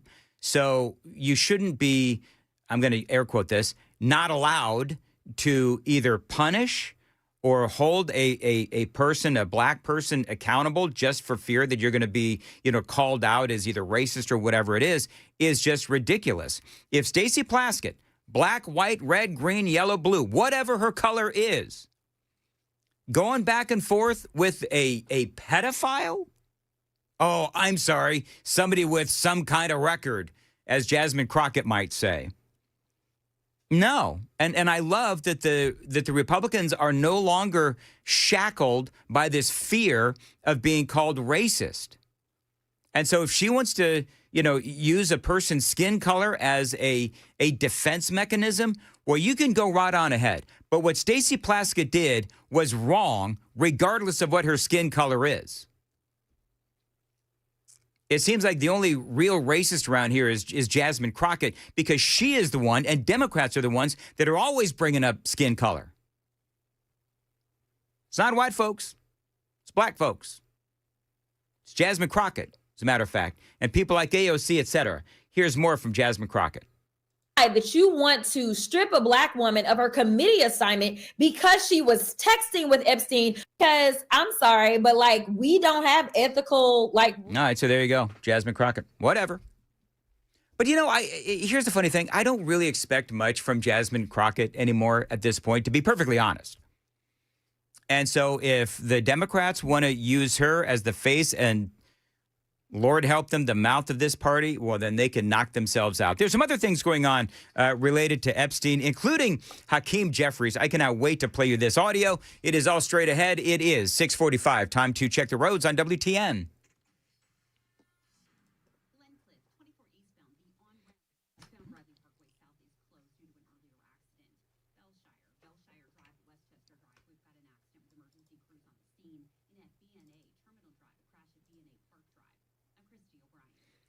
As far as your weather for today, it is going to be mostly cloudy, warmer, high of 73, feeling like 71. A couple of heavy thunderstorms in the afternoon, thunderstorms that might bring some hail, some damaging winds, cooler on Saturday with some showers. Sunday, a high of 66 and sunny.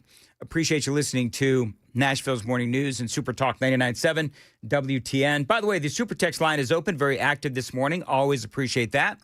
615-737 9986. Now, we all know Hakeem Jeffries, right? So old Hakeem, in case you haven't been keeping up, he is the House Minority Leader.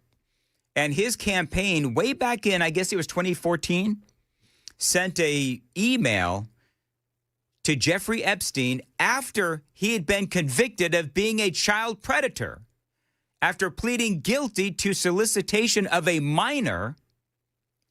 The campaign of Hakeem Jeffries sent this invitation to Epstein to get to meet the Barack of Brooklyn.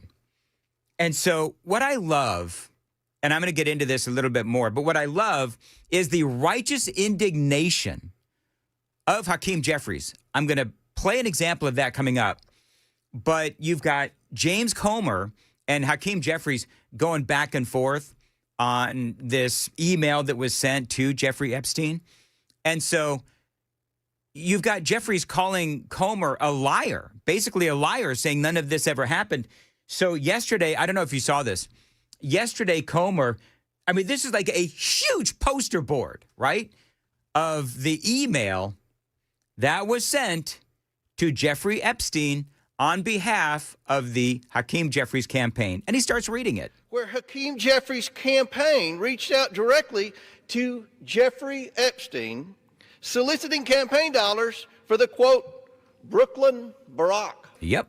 Dear Jeffrey, we are thrilled that we are working with Congressman Hakeem Jeffries, one of the rising stars of the New York delegation, sometimes referred to as Brooklyn's Barack.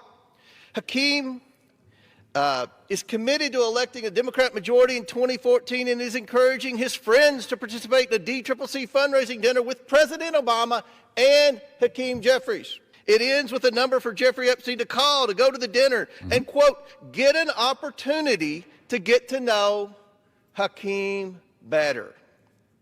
Here's the evidence. The email speaks for itself. The only stone-cold liar in this debate is Hakeem Jeffries. So that is James Comer. And I love the visual. And if you saw it on Super Talk TV, it is a great visual of this huge poster board of the email. And so then, of course, Hakeem Jeffries, he runs to CNN trying to explain all of this. Yeah, of course, I have no recollection of the email. I've never had a conversation with him, never met him, know nothing about him other than the extreme things that he's been convicted of doing. And that's why, I'm just strongly supportive of the effort, backing the survivors to make sure that everything can come out, whatever is in those Department of Justice files. So you never got a donation from Jeffrey Epstein or anything like that? Certainly not. I love the righteous indignation. Oh, certainly not. Do you know why Hakeem Jeffries did not get any donations from Jeffrey Epstein? Because Epstein didn't offer him any money. Epstein didn't see enough in Hakeem Jeffries to bother to go to the dinner, it would appear, or take any money. But he most certainly would have if Epstein took the bait and donated to his campaign. And so the whole point is that Jeffries made the ask. His campaign had asked Hakeem Jeffries to have dinner with Epstein. And Jeffries was more than willing to do it, even though they knew that this guy was a pedophile. So whether we're talking about Stacey Plaskett or Hakeem Jeffries, they seemed more than willing to put the proclivities of Jeffrey Epstein aside for his money, for his donations. And so there's a little more to this. There was a reporter that was asking Hakeem Jeffries about the whole thing. And if you're watching on Super Talk TV, you can see, but I'm going to describe it for you. He's got like a smirk on his face. Again, a smirk that is indicative that he's got this unjustified, righteous indignation about this whole thing. And the bottom line is that this reporter called him out.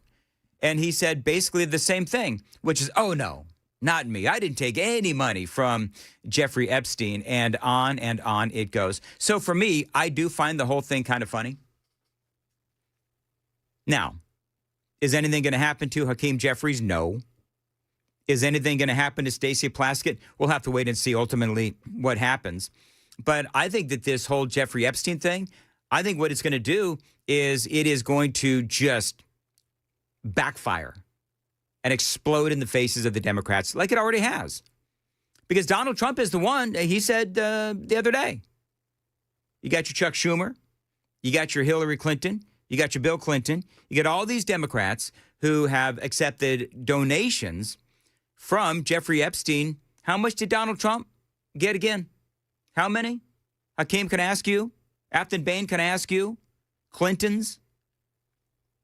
You're right. Donald Trump did not receive any campaign donations from Jeffrey Epstein. And as far as I know, there was no overture made. There was no ask by the Trump campaigns to get any kind of money out of Jeffrey Epstein. And as a matter of fact, it seems to me like Donald Trump is the only one in this whole scenario that actually did the right thing, which was completely cut Jeffrey Epstein out of his life. Did Hakeem Jeffries do that? No. Hakeem Jeffries asked for money. Did Stacey Plaskett do that? No. She got all kinds of donations from Jeffrey Epstein.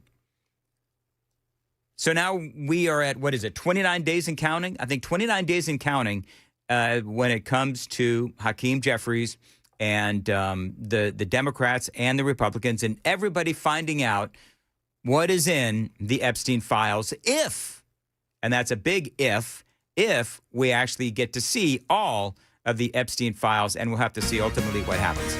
6:52. Joan's got the news at 7. Joan. Yeah, we'll tell you why they're doing a little celebration out at Nissan Stadium construction site today. It's coming up here at 7 o'clock on Super Talk 99.7 WTN.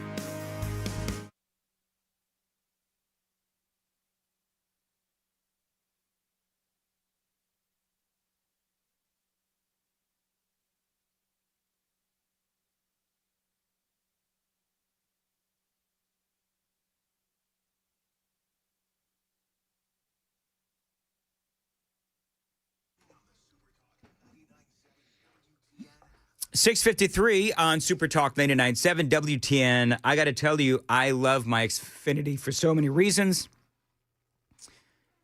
I don't know how many TVs you have, but I've got too many. I've been carrying the same darn TVs around for years, and all of them have Xfinity on it. I've been a longtime customer of Xfinity, and let me tell you something. Whether it's internet, whether it is simply watching television, I really do count on Xfinity for a lot of things. Now, imagine if your Wi-Fi was a lot smarter. Picture this. Your TV, your phone, your laptop, even that fancy fridge of yours, working together to make life easier for you and your family. Well, Xfinity makes that dream a reality. Devices so in sync that you'd think that they're telepathic.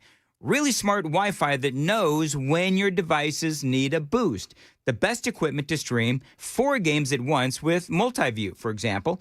An Xfinity Mobile that gives you Wi-Fi where you need it and 5G everywhere else.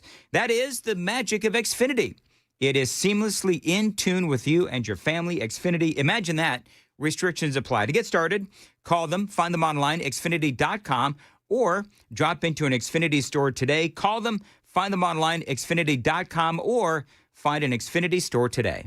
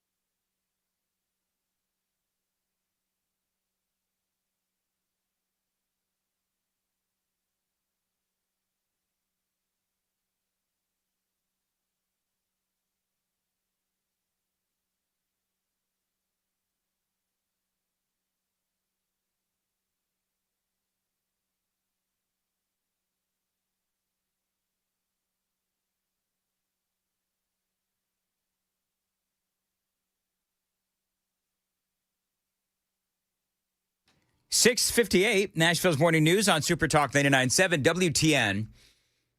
I like this from 3994. Jasmine Crockett sounds seriously uneducated. Street. Shouldn't be the head of anything unless it is a street gang. Well, this is the video that and the audio that we're talking about. Because I'm sorry, but like we don't have ethical like rules that say that you can't receive text messages or you can't respond to text messages, especially if somebody has a certain record and you can't do it in committee. We all be sitting on our phones.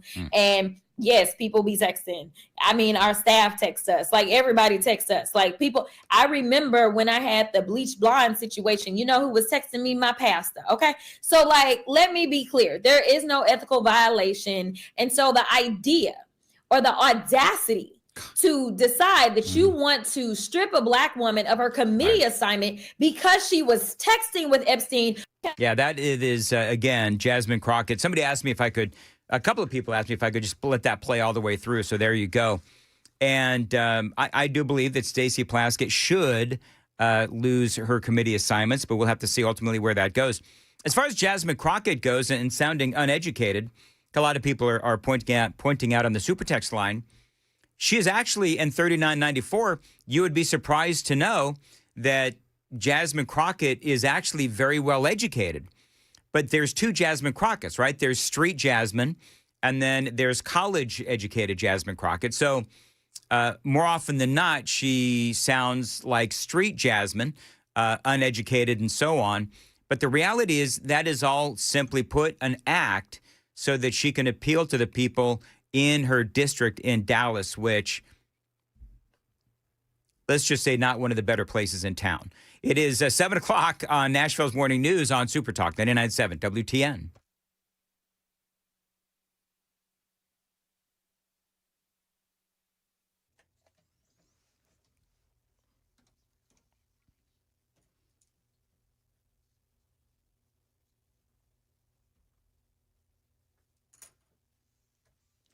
Good morning. I'm Joan Jones with your top stories. A 30-year-old man is facing a long prison stay after being found guilty for posing as a teenage boy online and grooming a 12-year-old Putnam County girl. News 2 reports that he was busted sleeping in that girl's bed. Roll around and put your hands behind your back. Omar Lundy, a 30-year-old man pretending to be 15 in handcuffs after a mom caught him in her 12. A man under arrest after a shocking hit-and-run incident. Channel 4's Amanda Harrow with the details. Witnesses told police that Dominic Ackland actually sped up when he saw two people in the crosswalk. This happened Wednesday near the storage facility on Gallatin Pike South. According to a police report, witnesses say Ackland hit the victim with enough force to send them 30 feet into the air. Ackland apparently may have turned himself in here. He spoke to police, told them that he doesn't have insurance. He's been charged with aggravated assault. The first official report about this month's deadly cargo crash in Kentucky. Federal investigators releasing new photos now showing one of the engines separated from the plane as the jet was lifting off the ground, and that's what investigators are focused on. The NTSB zeroing in on the 34-year-old MD-11's left pylon, the component that attaches the engine to the wing, reporting evidence of fatigue cracks in addition to areas of overstress failure. That's ABC's Sophie Flay. 14 people were killed, including 11 on the ground. And apparently President Trump meant it when he said drill, baby, drill. CNBC is reporting the Trump administration has unveiled plans for a huge oil drilling expansion off the coast of Alaska, California, and in the Gulf of America, although CNBC is still calling it Gulf of Mexico. 34 proposed lease sales through 2031. It's a big expansion compared to the Biden administration, but already the lawsuits are flying from California Governor Gavin Newsom and from conservation groups in Florida. Market numbers brought to you by Beacon Capital Management online at beaconcm.com. Stock futures have just begun soaring. Why? Because the Federal Reserve governor has revived December rate cut hopes. So there may be a rate cut coming, and it's sending stock futures higher. The Dow futures right now up 319. That's the latest news. We've got traffic and weather ahead. I'm Joan Jones, WTN News.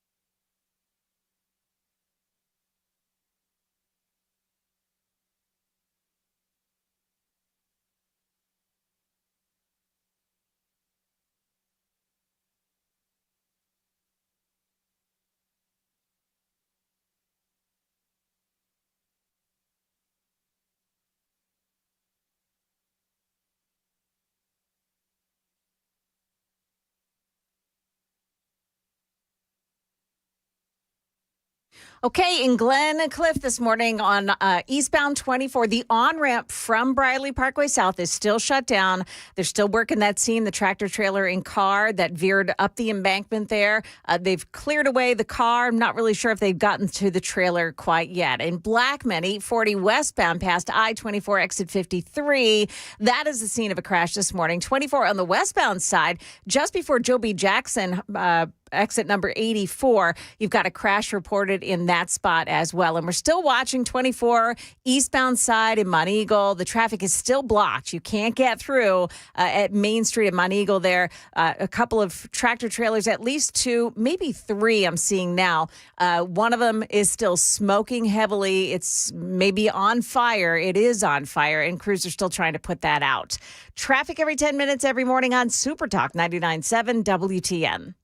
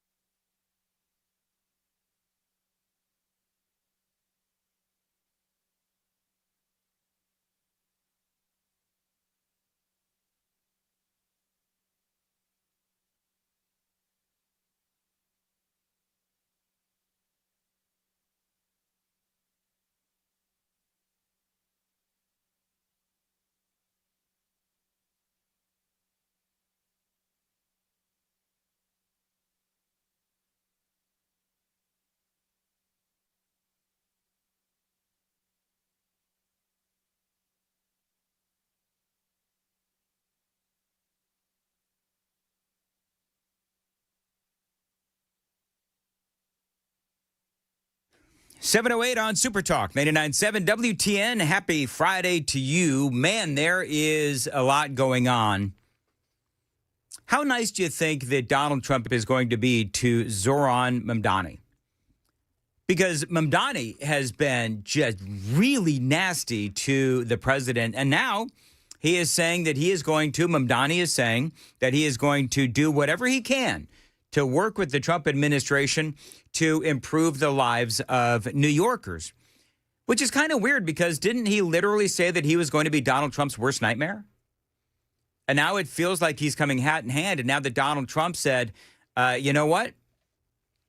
There may be some federal dollars that you are going to be missing out on if you continue with this kind of behavior. And so Mamdani, of course, and the governor of New York has come out and not exactly been excited about his ideas to raise taxes on folks and the free buses and everything else, all the communistic things that he wants to do.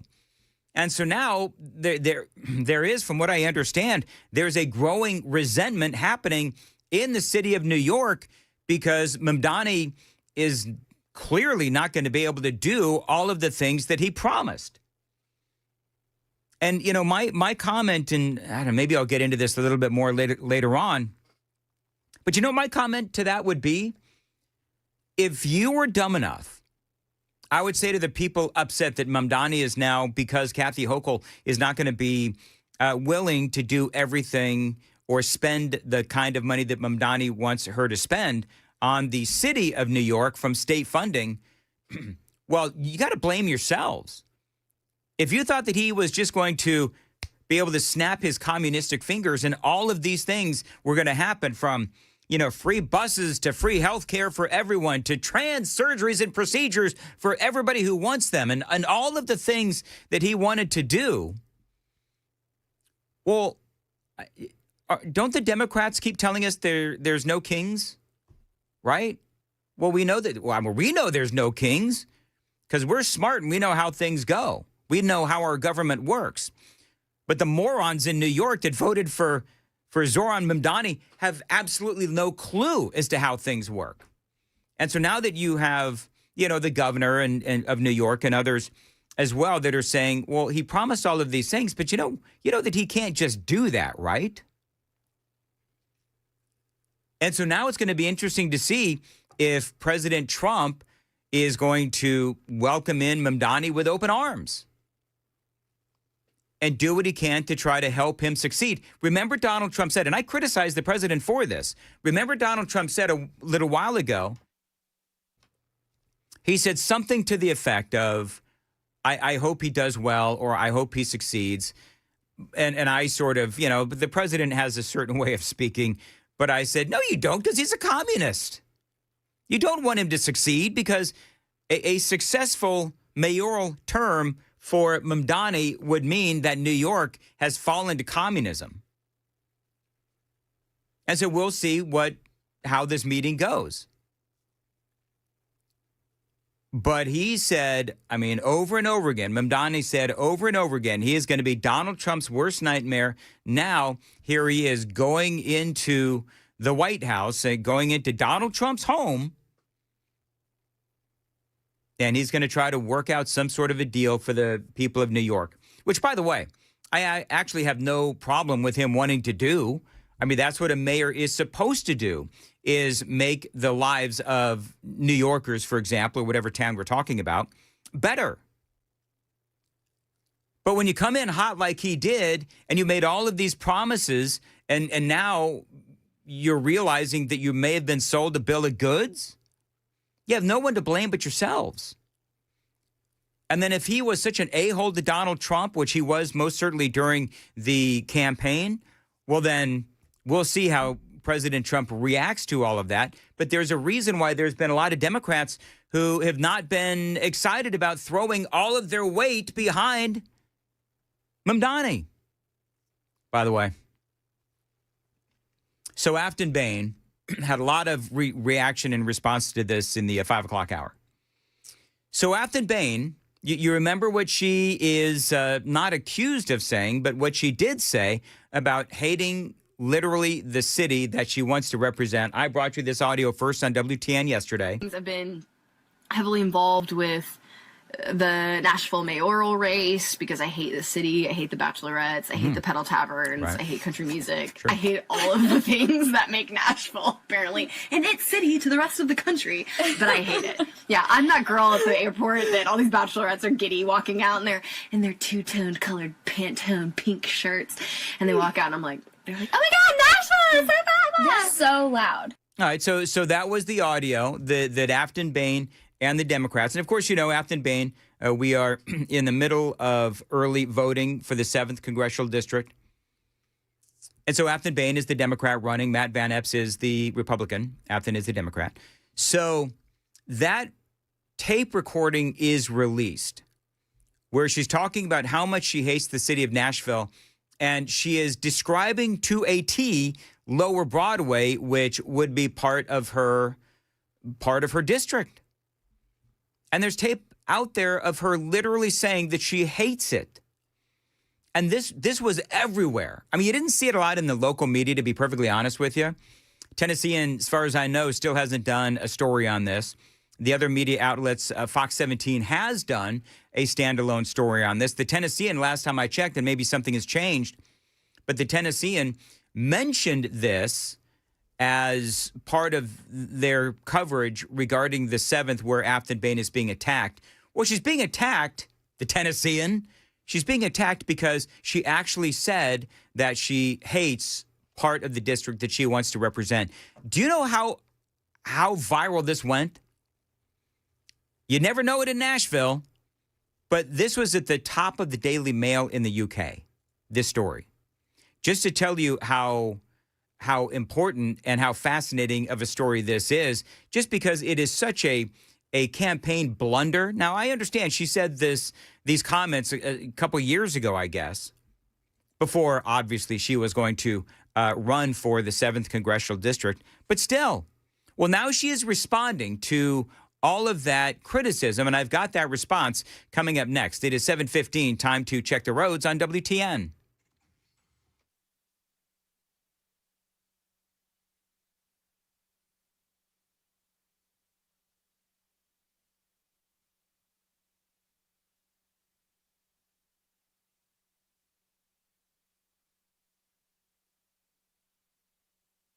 As far as your weather goes, and it's going to be, I don't know, I got attacked viciously earlier in the broadcast because I said today was going to be a nice day.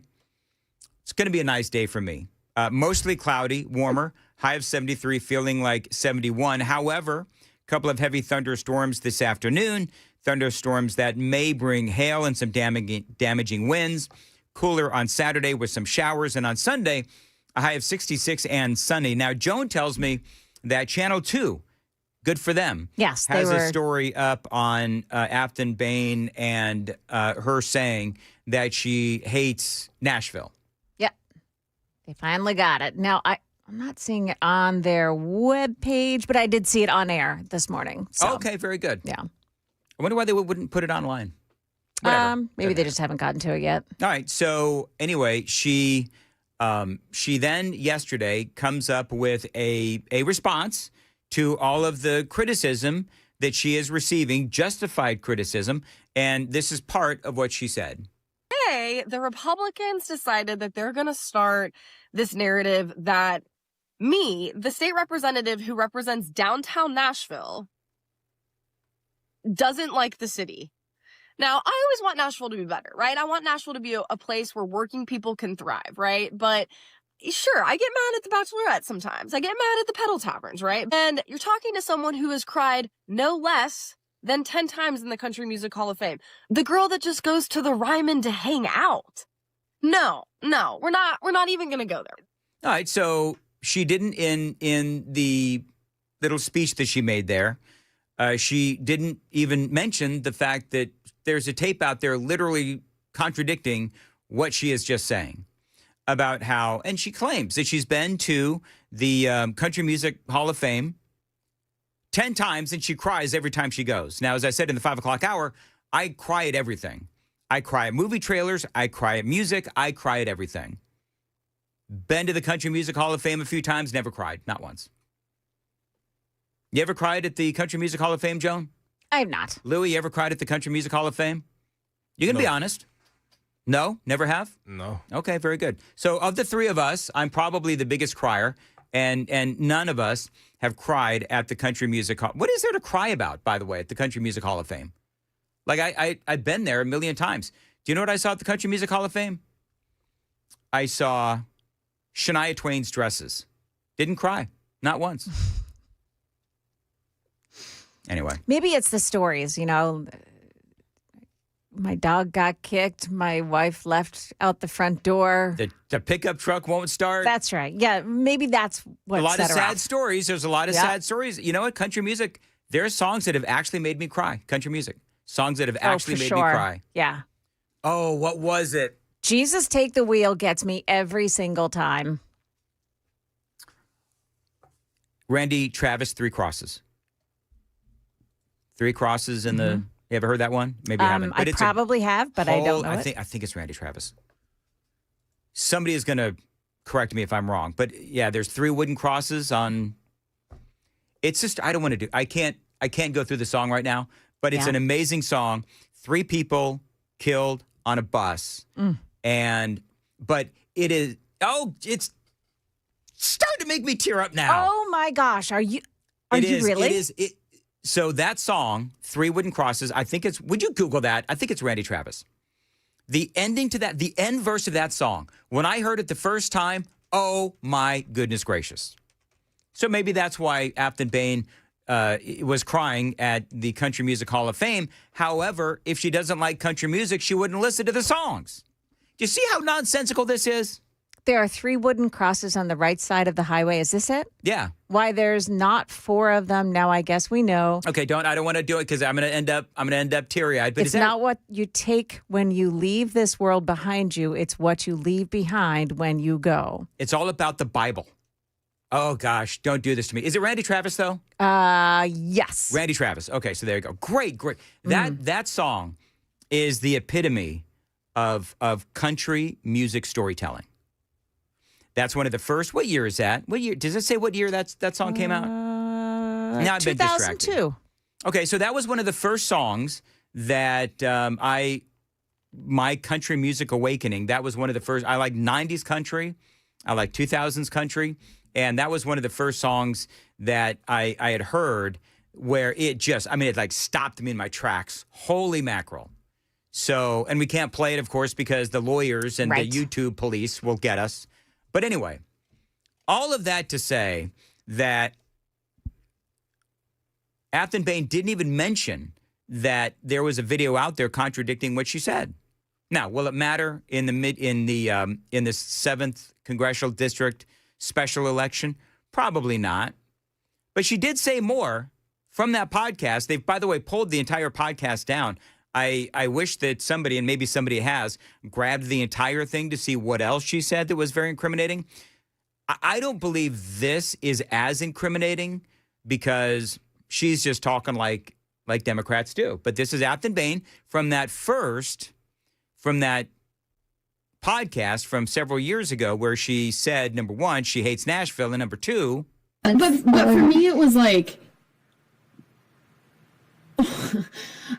I mean, it was this like really honest, raw and naked criticism of white folks in a way that I needed post the election, because I literally, like, Biden won, but racism won. And maybe that's the title of the pod. It's like more people decided that this racist, white supremacist bigot deserved your vote at the ballot box than any other person.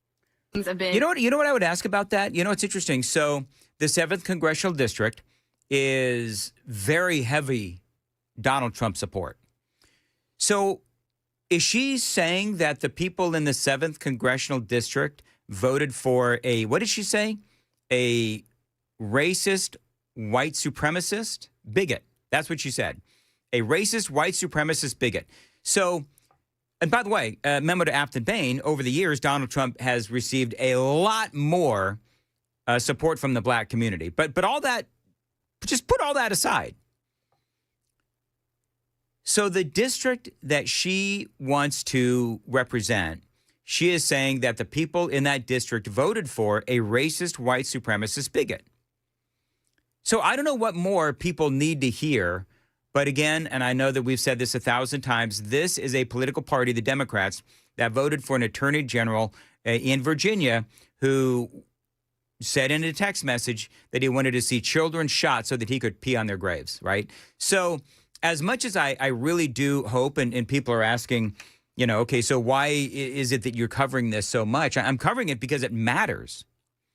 I'm covering it because what she says and her truthfulness matters. And she's not being truthful.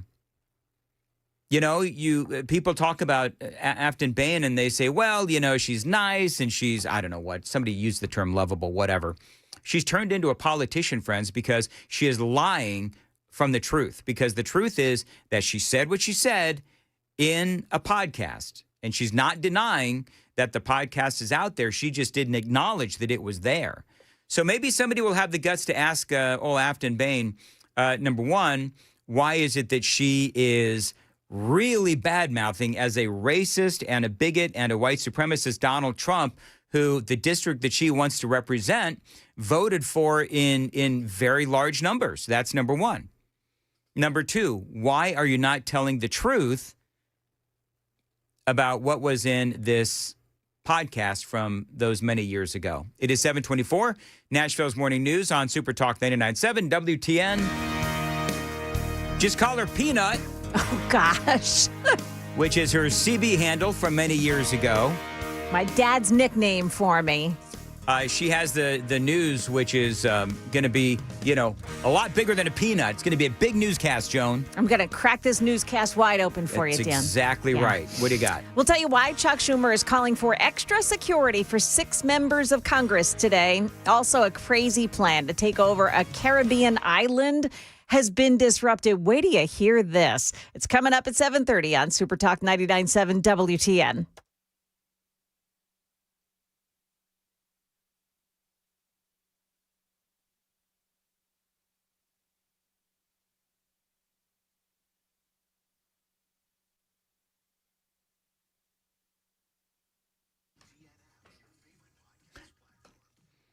I like the promo says because silence isn't an option. So that's like, it's either Matt Murphy or dead air. Is that what they're saying? I don't know. Listen, I'm just asking a question. Matt Murphy rocks. I listen to him every afternoon on WTN. Love Murphy Show. All right, it is 7:25 on Nashville's Morning News on WTN. Dan Mandis here talking about my friends at the Glock store and their first annual Black Friday and Super Saturday sale. Now, remember, we've gone from, a big event that they're going to have on Black Friday. They've now extended it an entire day. Virtually everything in the Glock store is going to be on sale, including a special deal on a special Glock at a price too low to mention. As a matter of fact, there's so many great deals. Here's what I would recommend to you. First, check out the great deals in the Black Friday category at GlockStore.com. Just go to their website.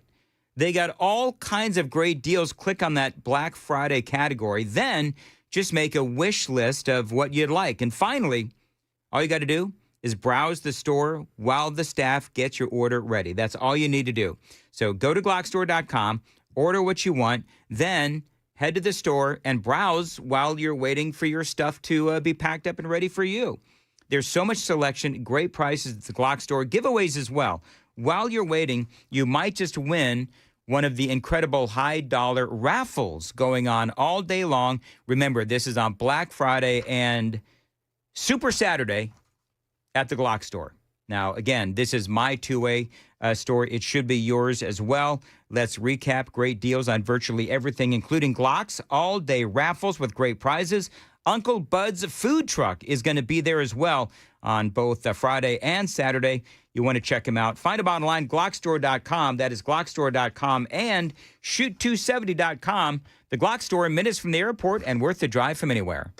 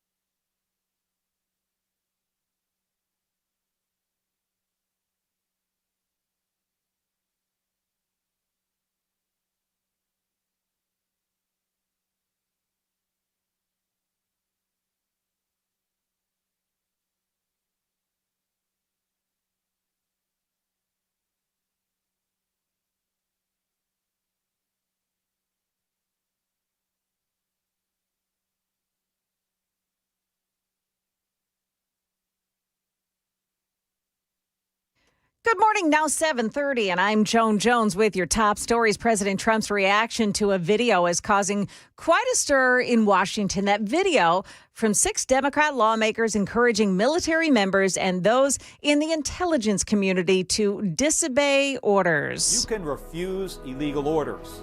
You can refuse illegal orders. You must refuse illegal orders. No one has to carry out orders that violate the law or our Constitution. Now, President Trump calls this seditious behavior punishable by death. ABC's Rachel Scott with reaction from Washington, D.C. Over here on Capitol Hill, Democrats start to accuse the president of inciting political violence. Senate Minority Leader Chuck Schumer starts to call Capitol Police asking for extra protection for the members that were featured in that video. And even some Republican lawmakers, all the way up to the Republican Speaker of the House, are clearly uncomfortable by what the president is saying. The 6 lawmakers have not said which orders they're referring to in that video, but it comes at a time when the U.S. military has conducted lethal military strikes against alleged drug smuggling vessels in the Caribbean and Eastern Pacific Ocean. Some are saying those strikes are not legal. Bizarro story of the day here. A couple of Dallas area men are facing potential life prison terms if they're convicted of plotting to invade a Caribbean island, murder the men living there, and enslave the women and children. ABC's Jim Ryan says the pair was apparently pretty serious about this. A federal grand jury has indicted 21-year-old Gavin Rivers Weisenberg and Tanner Christopher Thomas, who's 20, on charges of conspiracy to murder, maim, or kidnap in a foreign country. Prosecutors say the pair plotted to invade an island off the coast of Haiti, murder the men, and use the women and children as sex slaves. Convictions could land Weisenberg and Thomas in prison for life. Now, the men went so far as to learn the Haitian Creole language spoken on that island. They plan to buy a boat, guns, and ammo to recruit people off the street to become their mercenary force as well. Crazy story. That is bizarre. Isn't it, though? Like, where did they get that idea from? They must be reading some really crazy books or something. I don't know. And can you imagine somebody, walking up to you on the street? I've got this great idea. Right. We're gonna take over an island off of Haiti and murder everyone. Which, by the way, some of those islanders. Have you ever seen the videos of these islanders? Yeah. I don't know if it's the islanders off of Haiti or whatever, but some of these islanders. I mean, they've got bows and arrows. It's like these islands that have not been touched by progress or anything modern right. in years. Yeah. And every once in a while, you see somebody who wants to be, spread the word of God and float out to these islands. And they're holding their Bible and I come in peace and they just get off with their heads. Off with their heads. They get killed by a bow and arrow. It's yeah. It's just a radical story. That's insane. That is crazy. Yeah. Anyway. All right. So that is the latest news. We've got your traffic and weather next. I'm Joan Jones, WTN News. Thank you, Joan. Appreciate it. 734, Mark Spain Real Estate. Sell your home with Mark Spain Real Estate. You can get the strongest cash offer in the industry. You'll save time and, yes, make the most money and eliminate all that hassle. Dan Mandis here. And, of course, I do recommend Mark Spain Real Estate to my friends here in Nashville because I know that they're going to sell your home hassle-free and with a strong all-cash offer. As a matter of fact, with Mark Spain Real Estate, they are the #1 most reviewed real estate company in America. They've got over 13,000 five-star reviews. You can trust my friends to sell your home fast and for maximum profit. Now, Mark Spain Real Estate sells over 4 homes every single hour. Yours could be next. Now, that makes them the most experienced real estate team in America. You can trust them to sell your home hassle-free and for maximum value. That is the guaranteed offer. So call them. Tell them Dan Mandis told you to reach out. 855-299-SOLD. 855-299-SOLD. Find them online anytime at markspain.com to get a guaranteed offer on your home today. That's markspain.com and start packing.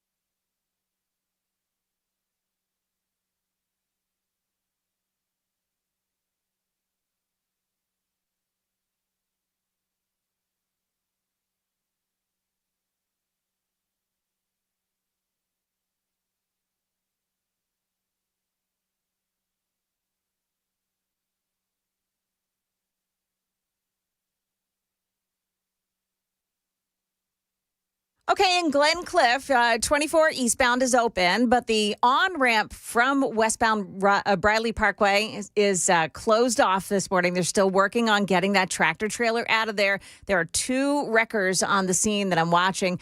They're trying to get that tractor trailer out of there now. Green Hills, Belmont Avenue at Woodmont Boulevard, that's the scene of an accident. 2 very serious closures this morning, but not directly in this area. It's 40 eastbound before Center Hill Dam. There's an overturned vehicle and the left lane is blocked off. Also 40 eastbound past Cookville. There's a crash that takes out the left lane. That left lane is blocked off this morning. Now, we did have some problems down in Monteagle on 24, the eastbound lanes this morning in Monteagle. It was closed off by 2 tractor trailers. One had been on fire this morning, and it looks like the roadway is still closed down in that area. You're going to have to watch it this morning as you're traveling on 24. The eastbound lanes look like they're still closed off in Monteagle while they're working on another crash scene involving a couple of tractor trailers. Traffic every 10 minutes, every morning on Super Talk 99.7 WTN.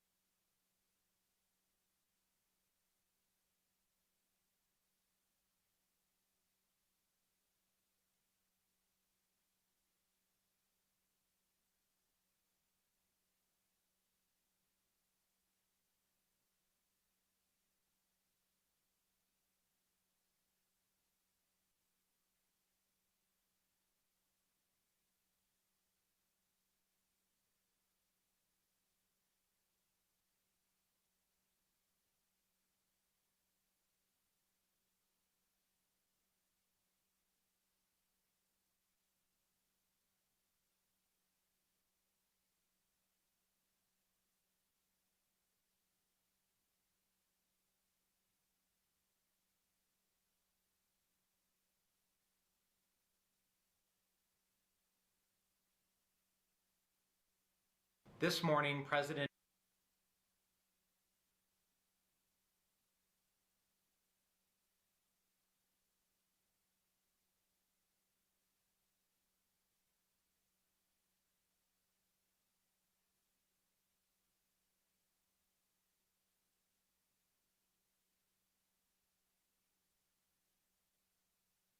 $7:40.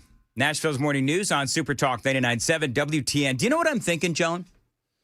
What's that? I'm thinking that these Democrats who are running around saying, oh, the president wants us executed. Does he really? Because I don't believe that the president actually wants them executed. But I will tell you. This is the same thing as President Trump saying, somebody find those 33 emails. 33,000 emails. 33,000 emails. Russia, if you're listening. Yeah, I mean, it's the same exact thing. Yeah, well, you know, it's part of what's going on is that they are enjoying being the victim, right? Yeah. One thing the Democrats love to do is they love to play the victim. And so now you've got, and I'm gonna kind of tell the whole story here then with the update in a minute. But you've got these 6 Democrats. And, you know, part of this is they did, you know, I think they baited Donald Trump, and he did take the bait. You've got, let's see here, Senator Elissa Slotkin. Mm-hmm. You've got former CIA, by the way. Yes, Arizona Senator Mark Kelly, Jason Crow, who is a congressperson and representative, Chris DeLuzio and Maggie Goodlander, and Chrissy Houlihan. And they're speaking directly to U.S. service members, whom Slotkin acknowledges, this is the AP, are under enormous stress and pressure right now. And this is part of what they're saying, where essentially they're saying that you don't have to follow the commander-in-chief's orders. Listen. Right now, the threats to our Constitution aren't just coming from abroad, but from right here at home. Our laws are clear. You can refuse illegal orders. You can refuse illegal orders. You must refuse illegal orders. No one has to carry out orders that violate the law or our Constitution. We know this is hard and that it's a difficult time to be a public servant. But whether you're serving in the CIA, the Army, our Navy, the Air Force, your vigilance is critical. And know that we have your back.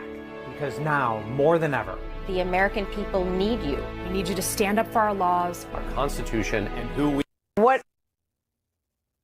So now, and basically what they are saying is that you've got to disobey what they're calling illegal orders. Now, the question is, and this made a lot of hay earlier this week, where you had this Jason Crow, a Democrat out of Colorado, who was asked multiple times by Fox News and, I forget who was the woman Martha McCallum. Martha McCallum. Thank you, Joan. Mm-hmm. Martha McCallum is trying to get from Jason Crow, okay, so what exactly has Donald Trump, what order has Donald Trump given that has been an illegal order? What law are you talking about that's being broken? And then you said that he's implying that he might do something that they wouldn't want to uphold or follow through with in the future. What are you talking about specifically? Yeah, I appreciate you asking. Well, number one, the protests at Lafayette Square in the first Trump administration, where he said, can't you just shoot them? Can't you just shoot them in the legs or something? That's his direct quote.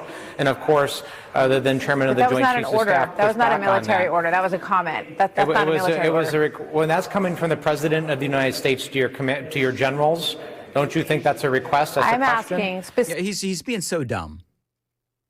He is being so dumb. The president did not give an order to shoot anybody in the leg. He just didn't.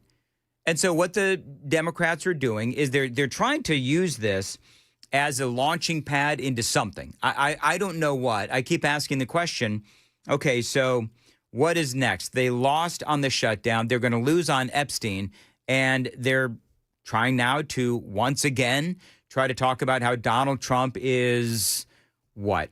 Some sort of king, and he's going to use the military to kill his detractors. I mean, is that what they're saying? Well, he won't say. This Jason Crow, he won't say because he's got no real concrete examples. That's number one. Number two, what you're talking about. Yeah, number two, he's also threatened to send the military into Chicago and other cities to, quote, go to war with those cities. Right? That is a very, very disturbing thing. Number three, he's also alluded to sending troops to polling stations, which is actually a violation of U.S. law. U.S. criminal law prohibits troops from going to polling stations. And he's alluded to that. So those are just one of many examples. You're talking about illusions. You're not talking about actual policy. You're not talking about things that are members of our service members who we revere and respect are actually being asked to do. So when you see this video on all over the place, when you see this video on social media, I think a lot of people scratch their heads and they say, what exactly are they talking about? Are they talking about not allowing gunboats to make it to the United States carrying drugs? Now listen to what he says. Coming up next, I got to check traffic. We got a lot going on. But what he says, what he uses to justify this video is going to astonish you, and it is coming up next. 7:45, time to check the roads on WTN. Glencliff, 24 eastbound, the on-ramp from westbound Bradley Parkway South remains closed from an earlier tractor-trailer accident. Green Hills, Belmont Boulevard, we've got a crash at Woodmont Boulevard with emergency crews on the scene. Dense fog around this morning. Give yourself some extra time heading out. I'm Christy O'Brien. As far as your weather goes, mostly cloudy today, warmer, high of 73, feeling like 71. A couple of heavy thunderstorms in the afternoon. Thunderstorms can bring hail and damaging winds. Going to be cooler on Saturday with some showers. Sunday, high of 66 and sunny. Appreciate you listening to Nashville's Morning News. Talking about these Democrats, I mean, CNN is nearly wall-to-wall on this because it plays right into, their narrative that Donald Trump is an authoritarian and all that other nonsense. But listen to what this Representative Jason Crow says about why it is you put out a video literally telling members of the military not to follow the orders of Donald Trump, claiming that he is giving orders that are illegal, which they can't name one. I mean, is that what you're talking about? Martha, here's a novel idea. How about we actually prevent things from happening before they become a problem? I think that's what they're trying to do. What you're saying is we have to wait until there's a problem to respond to that problem. No, I'm not. Right? As a military officer, what I think is important is we train people, we give them information, we prepare people for challenges coming down the pike. That is what I did as a commander in the military. That's what I'm doing now. As we are standing by our troops, we are reminding them of their obligation. Order from the commander-in-chief that we are asking our military to carry out, are you objecting to? This is very, very vague. And it was so vague in this video. I don't think people could figure out what you guys were all talking about, honestly. Martha, Donald Trump has made a series of very disturbing comments. All right, so in other words, he never comes up with anything specific. And so then President Trump posts on Truth Social, "This is really bad and dangerous to our country. Their words cannot be allowed to stand. Seditious behavior from traitors. Lock them up." President DJT. And then he says, seditious behavior punishable by death. And let the hyperventilating begin. So, I don't know. Do you believe that Donald Trump, just answer me in the super text, 615-737-9986. Answer me in the super text line. Do you believe that President Trump was actually calling for the assassination of these members of Congress and the military or the intelligence community? I don't believe that he was, but I think I will say that for the Democrats, this is perfect for them, right? Because they can say that he is, that's number one, and number two, they can give themselves victim status, right? Because now, according to them and looking at CNN, the president is calling for their execution. He's actually not. But listen to this. Again, this is Jason Crow. This morning, President Donald Trump threatened to have me arrested and executed simply for reminding our service members of their oaths to follow the Constitution and to defend the rule of law. So that is his opinion. That is what they're going with, that Donald Trump called for his execution. That is not what happened. I've taken many oaths throughout my life as a combat veteran, a paratrooper, an Army Ranger, and now as a member of Congress. That is a lifetime oath for me. I will never stop defending it and upholding that sacred obligation. It's very telling that President Trump and those around him think it's criminal simply for asking people to follow the law. This moment requires moral clarity. Every American, regardless of your background, should unite and reject his calls for political violence. He's calling now for political violence is what he is saying. Again, I don't believe that that's what the president was doing. I think that these Democrats, they are trying to play this. They're trying to grab and create and control a narrative where it is right up there with what they always like to say about the president, that he is Hitler, he is authoritarian, and all of that other BS. This is a moment that requires leadership. I intend to uphold my obligation, my oath, and to lead. Don't give up the ship. All right, so there you go. By the way, the definition of sedition: conduct or speech inciting people to rebel against the authority of a state or monarch. Now, we asked on the Daily Dan poll, if you can pull this up, Louis, the Daily Dan poll over there on YouTube. I don't remember, it was a couple of hours ago now, but we basically asked the folks over there on YouTube, do you feel like the Democrats committed sedition? I believe that's what I asked. Yep. Okay, and so what are people saying? The number's still pretty much the same. It's 92% says yes, they do believe that the Democrats committed sedition, and 8% says no. All right, so let's change the question. Joe, do you think this is why Sam had to take a day off? Because it was a heavy question day? No, because, I throw things at the producer. And I appreciate them playing along very much. So, Louis, can we change the question now to, do you believe that the Democrats should be executed because of their video? Let's just ask the question. Now, my official, I don't want to, lead the jury, but I said earlier, no, I don't think that they ought to be, I don't think that they ought to be executed. That's just silly. And that's not what Donald Trump was saying either. I understand what he said on X, or I should say on True Social. I get it.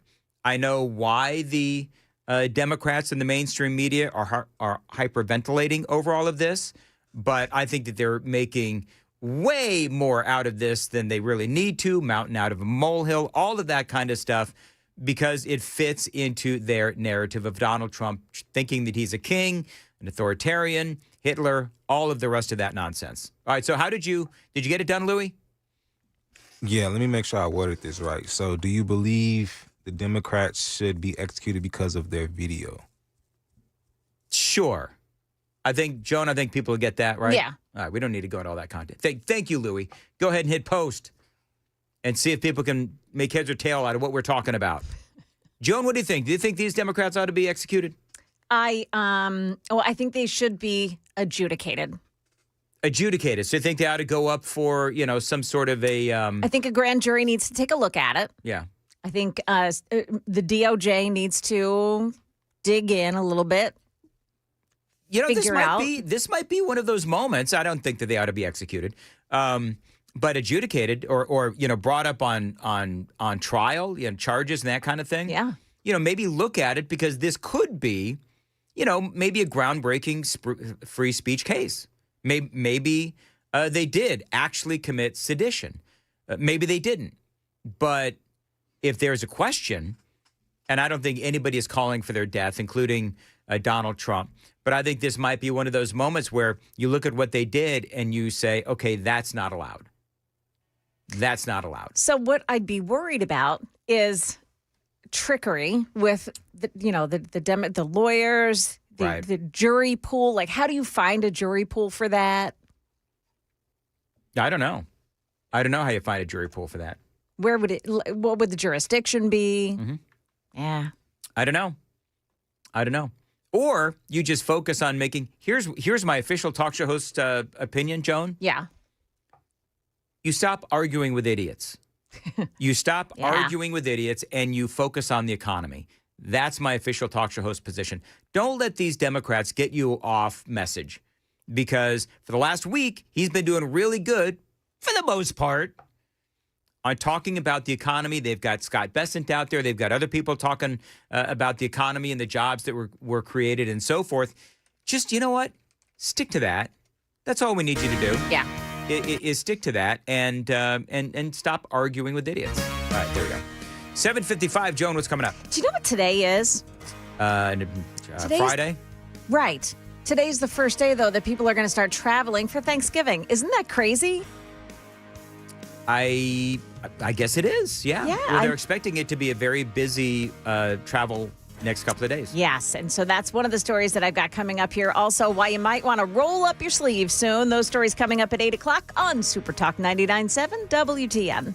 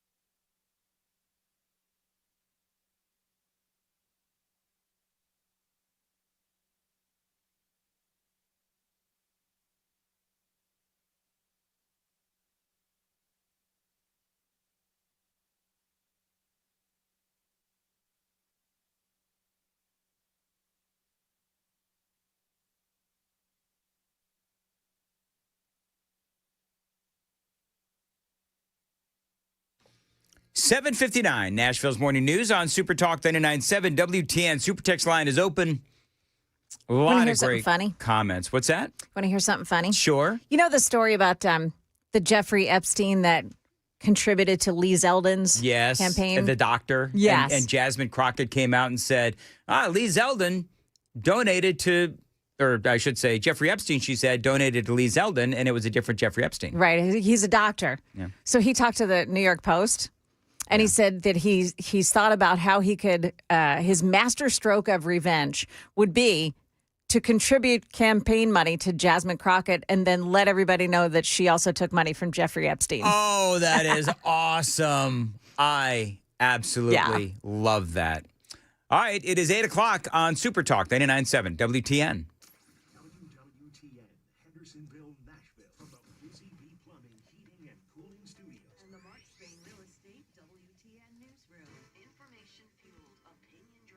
This is Nashville's news and talk leader, Super Talk 99.7 WTN. Good morning. I'm Joan Jones with your top stories. Expectations are running pretty high for the Thanksgiving travel period, which, by the way, begins today. ABC's Jim Ryan says a record number of Americans may spend the holiday away from home this year. The trade group Airlines for America projects an all-time high 31 million passengers will climb aboard between today and December 1st.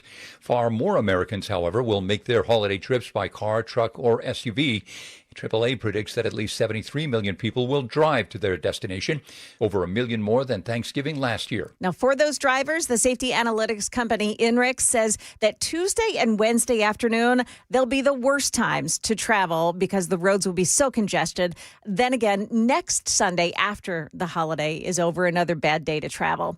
Blood donations drop off during the holidays each year, and now Blood Assurance says they're in dire need of all blood, but especially the blood type that's considered universal. WSMV4's Alexandria Adams. From November 23rd through the 30th, all O negative and platelet donors will receive a $50 gift card, an e-gift card. Hey, Mark, how are plus you? a We're getting free ready to call you T-shirt. right now. That's on the air. Dan, there are blood Sorry, my drives bad. taking place as well. You can check online at bloodassurance.org if you want to find a blood drive near you. Don't have your real ID? Be prepared to pay up when you walk through the screening line at the airport. It's now an $18 fee. Here's Sean Cudahy, senior aviation reporter for The Points Guy. The officers, there's a little bit more legwork on their part when you go up to a checkpoint if you don't have the real ID. So I think there's a combination of paying for the new technology and also, the inconvenience, so to speak, for the officers to have to go out of their way to screen these passengers that don't have the standardized ID. However, he says he doesn't believe it's going to affect a whole lot of people, and it probably won't hold the screening lines up for very long. Market numbers brought to you by Beacon Capital Management, online at beaconcm.com. Now, stock futures went higher this morning, getting a boost from New York Fed President John Williams' comments. He said he expects the central bank can lower its key interest rates because he sees the labor market as being weak. That's what investors were hoping to hear before the December 9th and 10th meeting of the Fed Open Market Committee. So you've got the Dow futures right now plus 246, NASDAQ futures gaining 103, S&P futures are up 31 points. That is the latest news. Traffic and weather next. I'm Joan Jones. So when my phone rings, I'm not supposed to turn my microphone on. Correct. You're only Okay. supposed to answer the phone, Dan. And when I turn my microphone on, I'm not supposed to answer my phone. That is correct. Now you got it. How old am I that my phone rings and I turn on my microphone like I'm answering the phone? Good Lord. Wow. Anyway, Mark Pody is going to be joining us coming up next. He's actually doing something, wants to do something here in the state of Tennessee that is really interesting, especially if you are the parent of a homeschooler and so forth. So you want to stay close. I've got Mark Pody coming up next here on Super Talk 99.7 WTN. Window Nation, listen, it's raining. At least it was raining yesterday. I don't know about today. It's going to rain at some point today and maybe tomorrow as well. And so if water is getting into your home because of your old and decrepit windows, call my friends at Window Nation. They can help you. And right now, they've got a few days left. Take advantage of Window Nation's end-of-year sale going on through the month of November. You got 50% off all window styles, and they've got thousands of window styles, 50% off all window styles, and you could get 0% interest financing for 5 years. And so if you're thinking about replacing your old or builder-grade windows with custom-built, high-quality windows from Window Nation, right now it is as cheap as ever. Take advantage of Window Nation's end-of-year sale going on through November, 50% off all window styles, 0% interest for financing for 5 years. Call them 866-90-NATION, 866-90-NATION, windownation.com.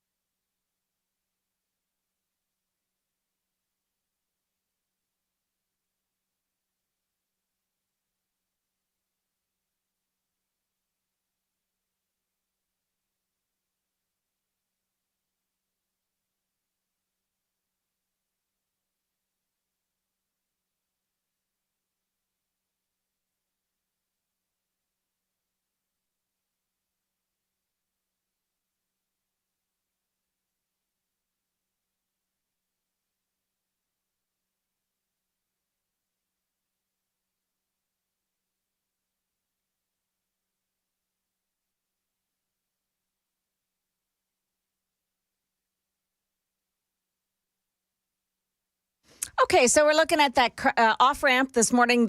Make that the on-ramp. The on-ramp from westbound Briley Parkway onto I-24 eastbound still shut down this morning, and that's because you've got that tractor trailer that's still off the road and up the embankment, and they're working to get it out of there. Also, an east bank on 24 eastbound at Shelby Avenue. That's the 2 right lanes blocked off by a crash there. Got a crash in Antioch as well on 24 westbound at Harding Place. Got a crash on 24 East at Old Hickory Boulevard. 24 is a mess this morning. 40 East in Buffalo Valley, just before Center Hill Dam. They're still, they've got the road blocked off there, the left lane blocked off by an overturned vehicle. And then if you're traveling further south on 24, the eastbound lanes in Monteagle still closed off this morning while they're working on, it was a double tractor trailer fire. One of them was still on fire as of about 15 minutes ago. So they're trying to clear that all out of there. But 24 eastbound in Monteagle still shut down. Traffic every 10 minutes every morning on Super Talk 99.7 WTN.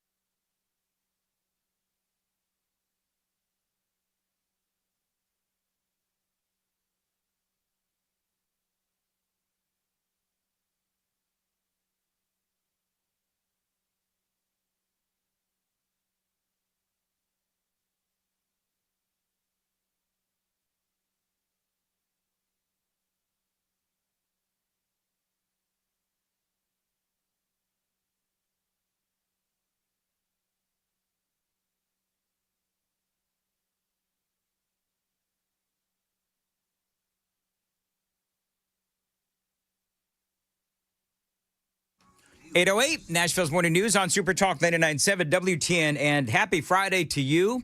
Want to welcome on into the program State Senator Mark Pody.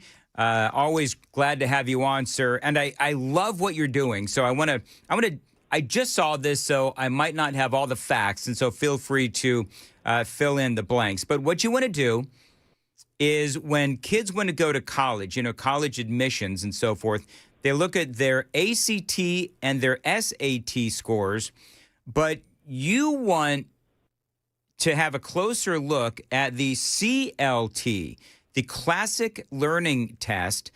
You want that to be utilized alongside the ACT and the SAT. Talk about the difference between the Classic Learning Test and the ACT and the SAT, and how this could, if passed, help families who teach their kids at home. Sure. So a lot of the homeschooling individual parents and such, they want to have a curriculum that is based on more actual history and not the DEI, not the woke things that are sometimes creeping into our public schools. They want it to be very classical. They want it to be very traditional of who we are as America, our history, and so forth. However, when you're taking the ACT test or the SAT, they seem to be focused much more on just public education.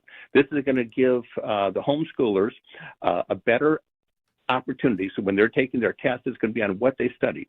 And it shows, the data has shown that whether they're doing the ACT or the SAT or the CLT, the classical learning, that their track record in college is actually a little bit better with the classical learning test rather than the ACT or the SAT. So we're working to make that available. Are we still seeing a lot of that DEI stuff creeping into our public schools here in Tennessee? Because I thought, isn't that illegal now? Did you guys vote to take all that stuff out?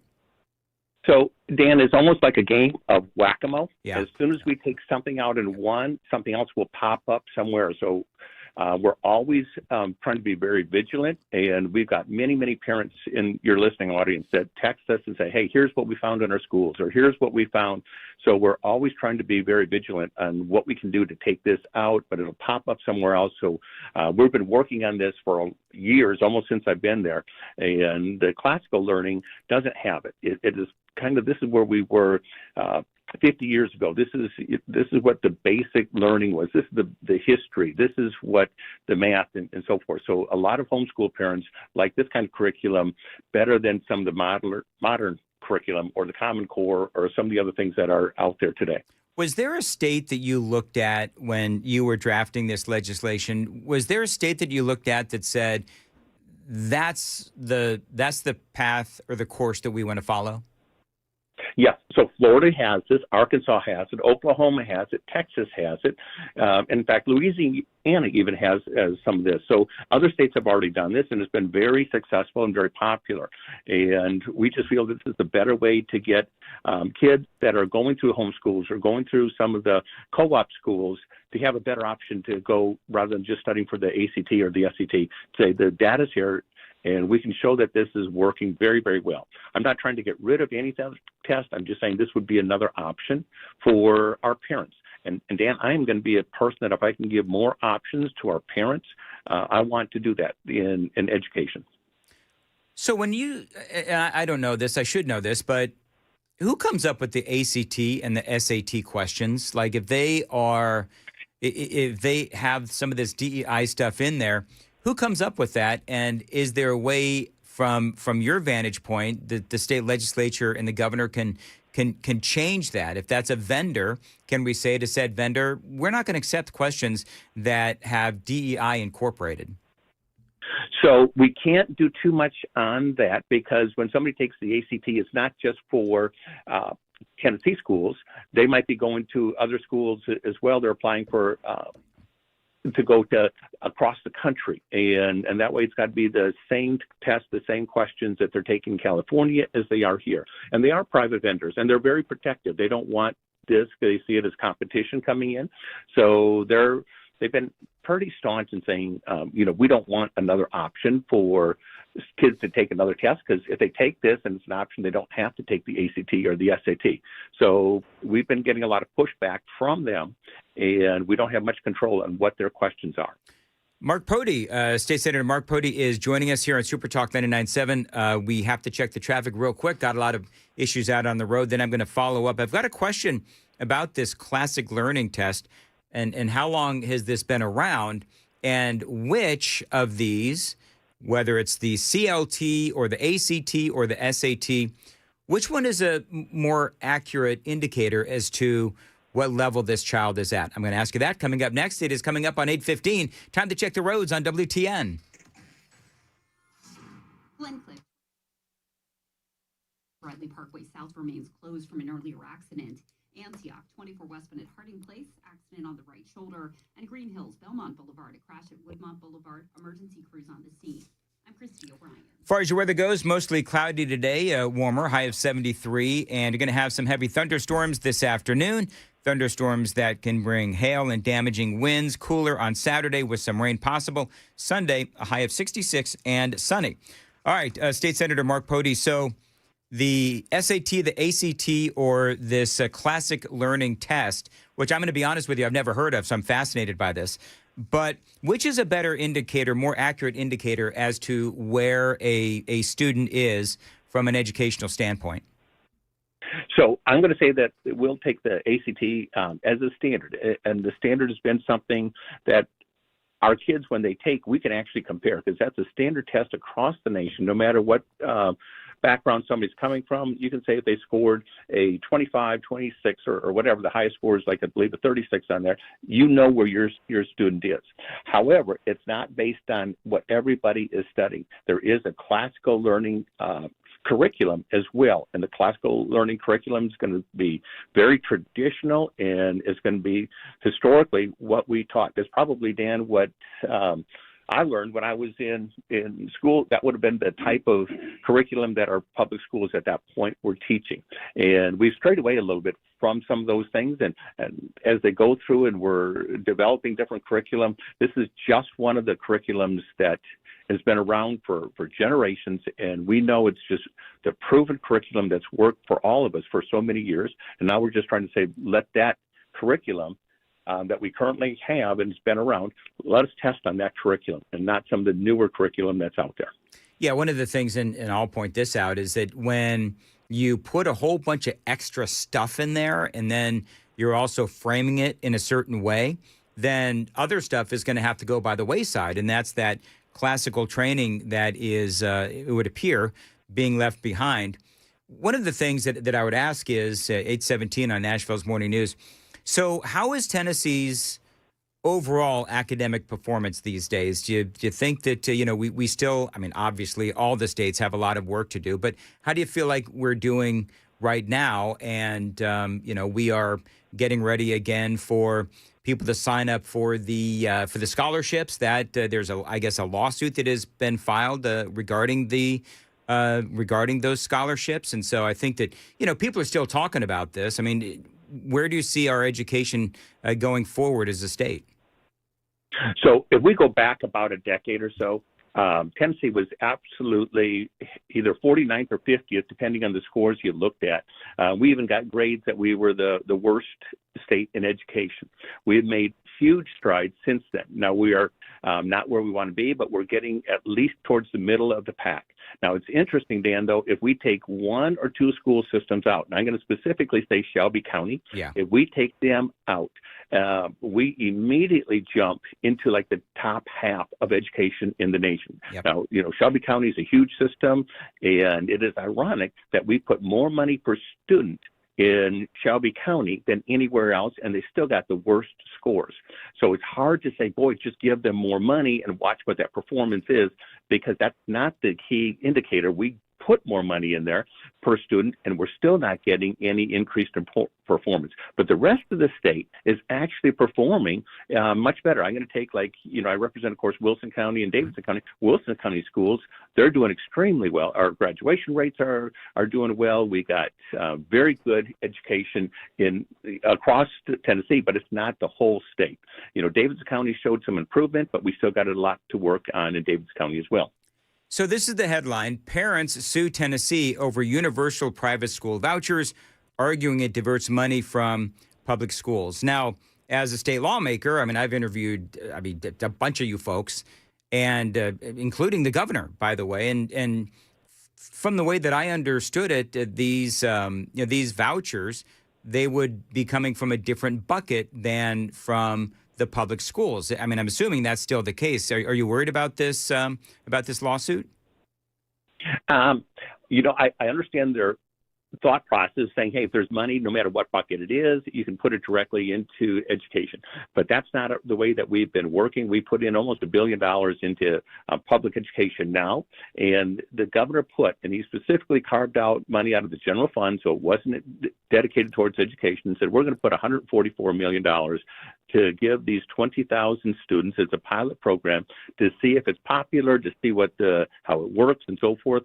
And when we did that, we found that it was overwhelmingly popular. In fact, the very first day that the applications went out, there was like 40,000 people that were applying for it, and they immediately closed because they couldn't get more than what they were. So some of the question is, should it be expanded? And if so, what that might look like. The law says that, like right now, it would automatically be expanded by another 5,000 students if we have the funds to do it. But it is only if we have the funds to do it. The funds aren't there. It doesn't automatically expand. It's got to be voted on each and every time to say before there's an expansion, we'd look to see if there's money available. If there's no money available, we're not going to expand it. So those that have said, hey, look at how it's going to break the bank or it's going to put us that much in debt, they haven't read it because it clearly says we've got to vote on it each time that it's going to be expanded, and the legislature decides at that point whether we have the money or not. And if we don't, we can't expand it. It's that easy.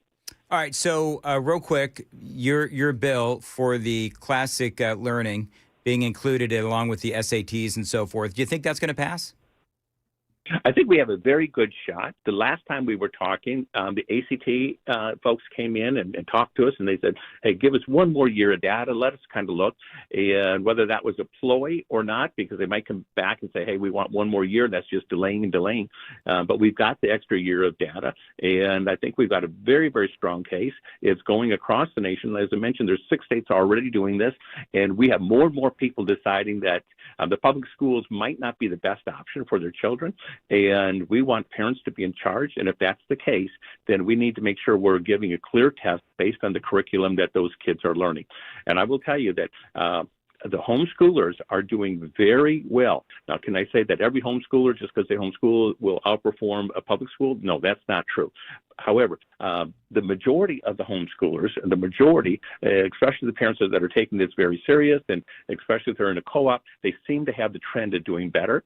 And the parents like that. We want to make sure that their kids have this test opportunity to get into the higher universities. Well, last question I'm going to ask, just going back a little bit. So what is the answer in Memphis? Like, I'm just, my shoulders around my ears, they're always squawking about more money, more money, more money. And it doesn't matter how much money you throw at them. It's just, it goes into some either black hole of corruption, or no matter what, the scores just don't get better. It's like, has anybody done a really surgical look at exactly where that money is going? And is it money well spent on trying to improve these scores? So and I'm on the education committee, and I'm going to say, when you have more administrators and teachers, you got the system backwards. Yeah. We need to make sure that we have the teachers in the classroom and how they can affect those kids. When I can say that a high school and their top student gets 13 or 14 on their ACT, and that is their top student, that's their top score, something's wrong, something's backwards. Now, I'm going to tell you that there's a move in the legislature of some that are saying, can the state take over that system for a while and try and straighten it out? Now, I'm going to tell you, I don't know how I would feel about that, because I don't like the state expanding anymore. But I definitely think that we've got to find a way to turn that system around and not just throw more money, but make the money we're giving them more effective. We've had some systems where we tried some things in the state of Tennessee, and we did a system, and we immediately shut it down because it wasn't working. But that's really good on the state's part, that if it's not working, we're going to get rid of it and do something different that's going to find a way to make sure we're not failing our kids. All right. How can people find out more information on what you want to do regarding the testing? Is it on your website? It is. It's also on the Tennessee General Assembly website. It's Senate Bill 150. William Slater, and he's out of Sumner County. He's the House sponsor. And I'm going to tell you, he's also an expert on this. He has studied this, and he's in higher education himself. But yeah, it is Senate Bill 150. Then they can just Google it and it'll pop up for them. All right. State Senator Mark Pody, always great to have you on, especially at the last minute, and very much appreciate you joining us here on Super Talk 99.7 WTN. I love that classic learning test, as opposed to got the ACT and some of these other things and the SAT. And number one, I don't like a lot of testing, but it makes all the sense in the world that if you're homeschooled and then you've got to go take, some of these standardized tests that a lot of these kids are getting in the public schools, then it's going to be different than what you're being taught at home, because quite frankly, parents who teach their kids at home know what the heck they're doing. And I think the parents at home, no, I shouldn't say that. Should I say this? Joan, should I say it? Of course you should. I think the parents at home care more about their kids that they're teaching because they're teaching their own students. Nothing against the teachers. Right. Because I love the teachers. We all love we love most of the teachers. Some of the teachers I could do without. Some of the teachers that care more about the unions and power and indoctrinating kids, those are the teachers I don't like. Right. But teachers that actually, really want to help the kids, love them, and they've got challenges most certainly. Anyway, Joan, what's coming up at 8:30? Well, we've got our eyes on Washington, D.C. as President Trump and Zohran Mamdani are set to meet today. Also, what timing? The House of Representatives is getting ready to take a vote on socialism this morning. Not kidding. We'll explain in a moment. That's coming up here at 8:30 on Super Talk 99.7 WTN.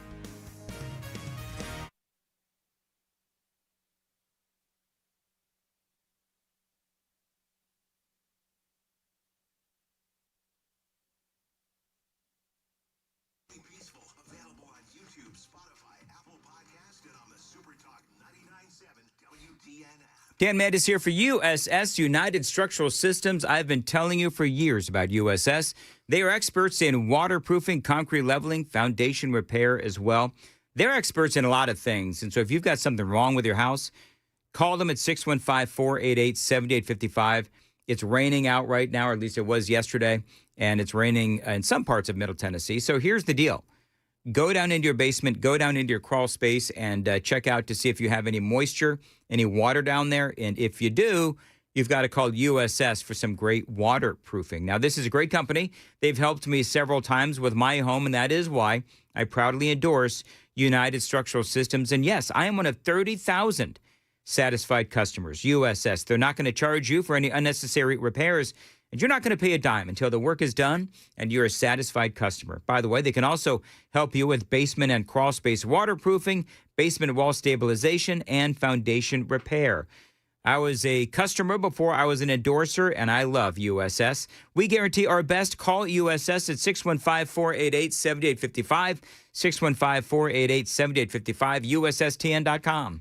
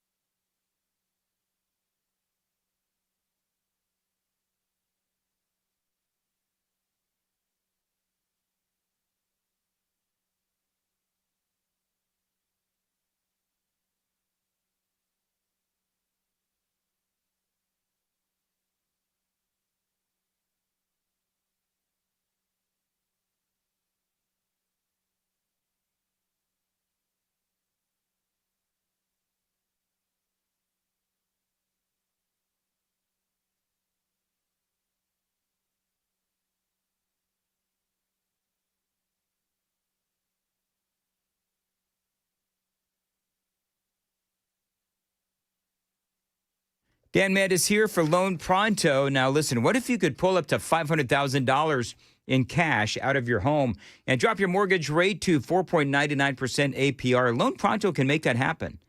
Right now at Loan Pronto, they've got the lowest rates in 3 years. With Loan Pronto's rapid equity loan, you can get your cash in as little as 3 days, pay off those high-interest credit cards, and yes, even skip your next 2 house payments. Now, one client just got $300,000 approved in under 24 hours with Loan Pronto. So they paid off their debt, paid off a couple of car loans, and saved $2,100 a month. One call, life-changed Loan Pronto. See how much cash you can get today. Loan Pronto, by the way, A-plus rated with the Better Business Bureau and nearly 2,500 5-star Google reviews. Call them at 615-499-5780, 615-499-5780, and see how much cash you can get today. Find them online. LoanPronto.com, equal housing lender, NMLS 166-1781. On approved credit, visit NMLSconsumeraccess.org.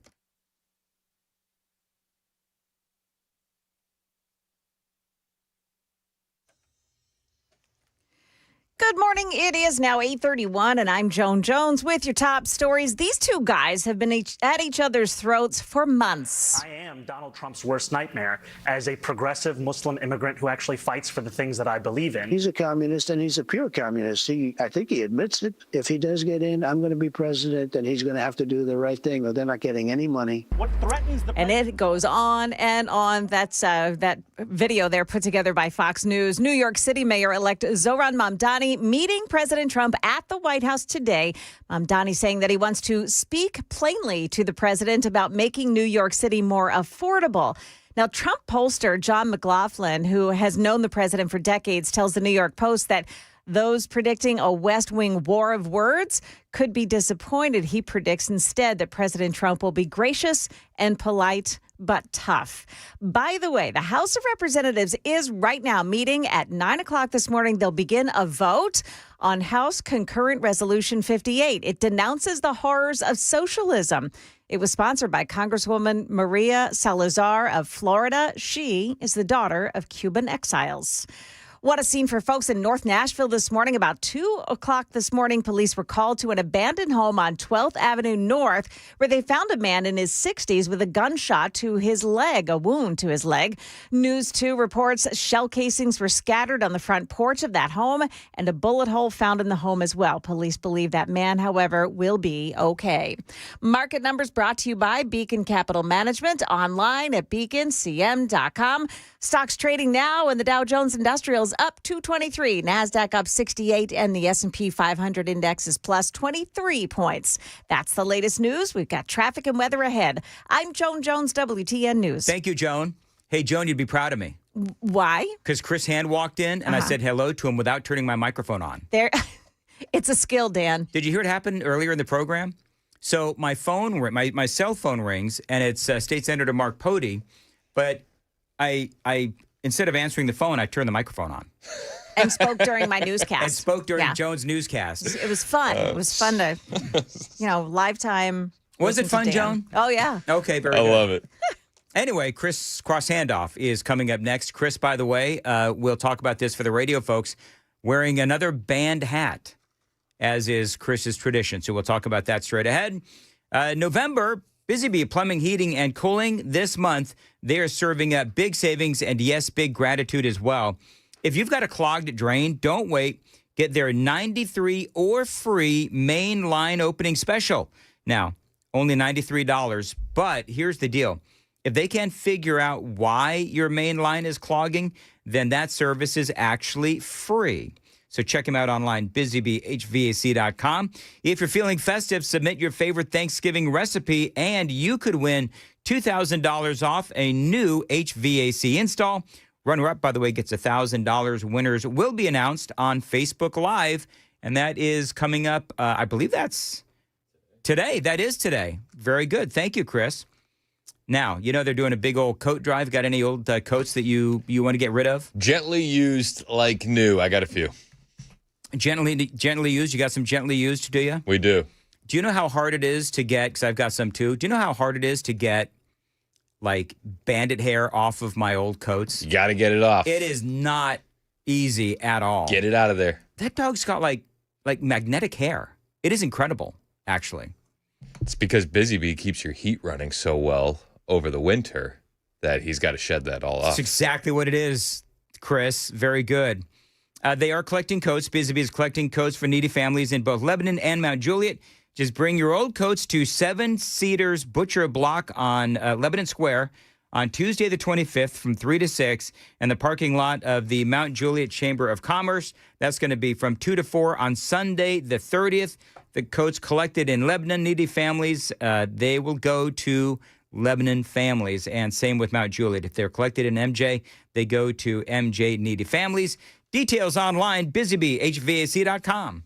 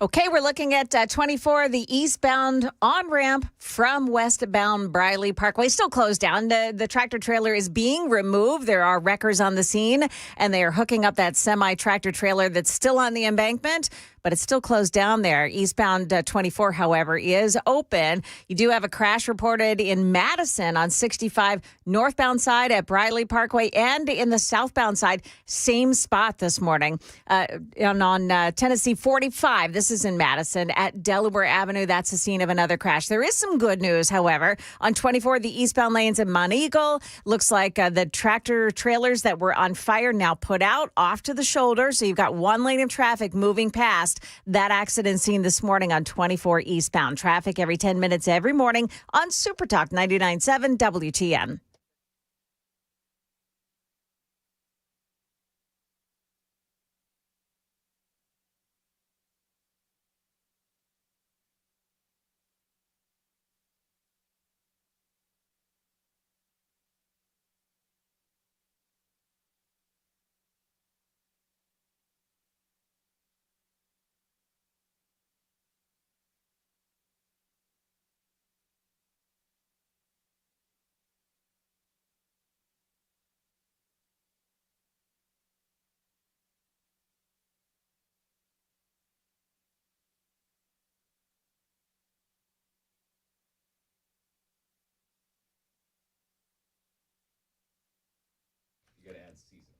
Boy, Joan must have gone along on her newscast. I don't know what in the world you're doing over there, Jones. It's a mess back there. Clean it up. But it's like 8:41. There's cleanup on news aisle, whatever you are. I have a lot to say, gentlemen. You sure do. For little Peanut. Did you hear her dad used to call her Peanut? I know. Yeah, little Peanut. Yeah.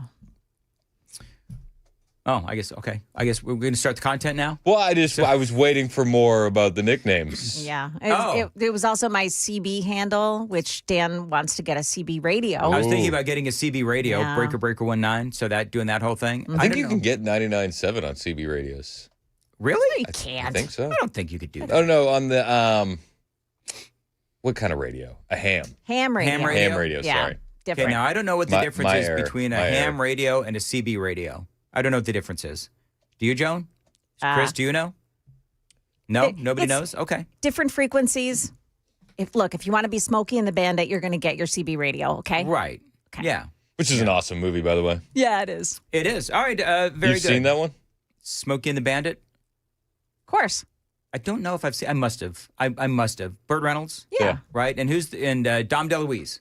Yes, I think. Whatever. Think so. You know what? It's been a long time. It's been a long time since That's I a watched 70s Smokey and the movie, Bandit. right? Yeah. Yeah. I remember seeing the Burt Reynolds movies actually in the theater. Wow. Yeah. Back when I could answer my phone and not turn the microphone on. That's so bad. I can't believe I did that. That's so funny. Do you think that is like, tell me you're getting old without telling me you're getting old? Is Pretty that one of much. those moments? I would definitely chalk it up as a sign of dementia. Early onset. Dementia, we just skipped right over old age. Yeah, forget about that, man. It's early onset dementia. Okay, I would say. Mm-hmm. Have you heard about the GOP Jesse Smollett? I have. Oh, Have you heard about the this? Saddest. So this is the headline. GOP staffer found with Trump sex slur written on her stomach and hands zip tied before she's accused of an elaborate hoax. Now, I'm trying to figure out exactly why she did this, but Natalie Green, 26 years old, had frantically dialed 911 from a walking trail after she said 3 men attacked her, one brandishing a firearm, and threatened to shoot her while mentioning her boss's name. Her boss, by the way, is New Jersey Representative Jeff Van Drew. And so she said that the attack took place after she received threats while working for his office. And she's got all of these marks on her, like she's been cut. Yeah, it looks like she's been sliced with like a razor blade. Yeah. But the cuts were nice and even. It looked like a tic-tac-toe board, in a couple of places, evenly spaced. Right. Yeah. Right. It turns out she was lying about the whole thing. Yeah. Now, I cannot for the life of me figure out what she was hoping to accomplish. Now, Juicy Smollett, we know what he was looking for, right? Well, she was looking for money. He was looking for, so Jesse was looking for victim status. He was looking for a better part on whatever that show was that he was on. Empire. Yeah. He was looking for notoriety. And so for this woman, I don't know what she was trying to get. I'm sure she notoriety? was looking for some notoriety and a payday. Guaranteed. So I'm just going to, kids, I want you to listen closely because this is how you don't commit a crime. So don't have all the evidence on your phone.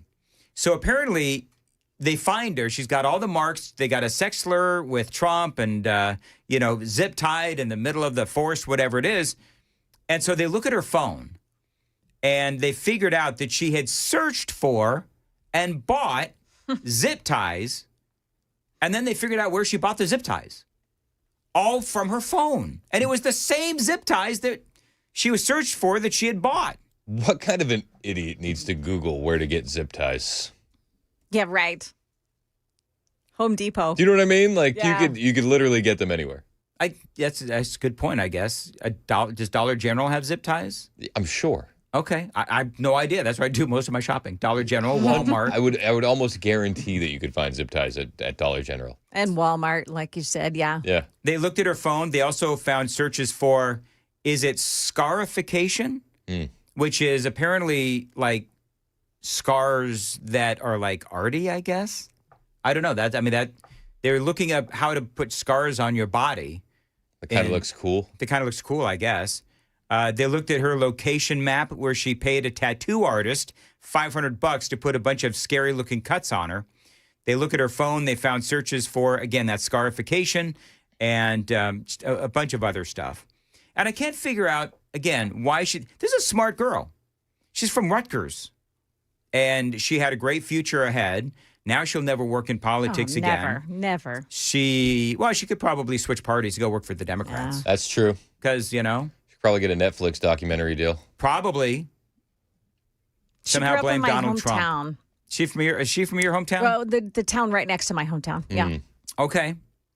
Sad. It's very sad that this could happen. Yeah. But I like, now, do you have it there? Can you read Jeff Van Drew's response to it? Yes. Yeah, because that's telling of him. She said the attack took place after she received threats while working at the congressional office for New Jersey Representative Jeff Van Drew. Isn't he the dude that switched parties? It is. Okay. Yeah. He used to be a Democrat. Now he's a Republican. After being questioned by the FBI, Green's dramatic story began to unravel, resulting in the young staffer being charged with making false statements to concoct an elaborate hoax. But after being questioned by the FBI, her story unraveled. Jeff Van Drew, the congressman, basically said she's no longer with the office and said that we hope that she gets the help that she needs. Yeah, that's a good answer. It is, because clearly she's got a problem. 100%. I mean, anybody who does that has a screw loose, You're right? psychotic, yeah. You're psychotic. Can I say this? Better effort than Jussie Smollett. You know what? Yeah. She did. I mean... I don't know if that's controversial, but the conservative hoaxes are far better than the Democrat hoaxes. That's conservatives are generally speaking smarter than your average Democrat? Yes, A for effort, I guess. Well, she thought about going to the tattoo artist and doing all that with this scarification. Joan, can you look up scarification? Yeah. See exactly what that is? Or Chris? I apparently am too old to be able to Google myself while I'm on the radio. We don't want you to turn the mic off. Yeah. It's a form of body art where designs are intentionally created in the skin through cutting, scratching, or burning to produce permanent scars. It's an ancient practice. Okay. Little weird. Yeah. Little weird. Sounds painful. I mean, I thought tattoos were painful, but this sounds really painful. Yeah, it's super painful, but it does look kind of cool. Yeah, you can start doing scarification? No, God, no. But when you look at some of these guys who do like the burns, like the Islanders, well, they'll burn the tribal tattoos into their arms. Like, those look pretty badass. I'm not gonna lie. You're gonna get Donald Trump's face tattooed or burned into your arm? Is that what you're gonna do? Little MAGA. Little MAGA. Fake news. You are fake news. No, I would never do that. So just days before Thanksgiving, you are wearing the hat of a band logo sports team. Who is that? This is the Boston Braves. So who are they? Baseball. The Boston Braves. They were the Boston Braves. Then they go to Atlanta. Yep. Well, no, they went somewhere in between. I think was it Cincinnati? They went somewhere else in between. All right. They went somewhere else between Atlanta. Louis, can you check that out? And Boston. But it was the last team that Babe Ruth played for. The Boston Braves? Boston Braves. Yeah, that's true. Yep. That is very true. So right before Thanksgiving, was that intentional? No, just one of my favorite band hats. Okay, very good. Yeah. If a logo gets banned, I grab it usually. Yeah. Well, as you should. Yep. As you should. All right. Very good. You talked about a surprising sign of age with you. So we already talked about mine twice. I'm not going to mention it again. So last night I was at play practice with Kennedy. I always take her to play practice because I'm the helicopter dad. Is this play practice like to be or not to be? That is a question kind of a play? Yeah, sort of. Okay. They're doing Music Man. Like, oh. They're doing the Music Man? Okay. I don't know what that is. You never heard of the Music Man? Elton John? No, the play. No, I've never heard of Music Man. Okay. Well, anyway, moving right along. Moving right along. Well, hold on. Joan, have you heard of Music Man? Yeah. You have? Yeah. Milwaukee Braves. went to Milwaukee. Thank you, Paul. By the way, and to everybody. Paul, really? Hey, everybody on the super text line. Hey, Joan. Yeah. I asked you about Music Man, but I also asked Jane. Does Jane know about? Because I called you Jane. So anyway, you did seriously? Yep. No, I didn't actually. He's making fun of me, and he's still showing signs of age. So I'm there last night, and I usually I'll go there and it's nice because I can sit in the lobby and I can do my show prep, and then it's nice and quiet.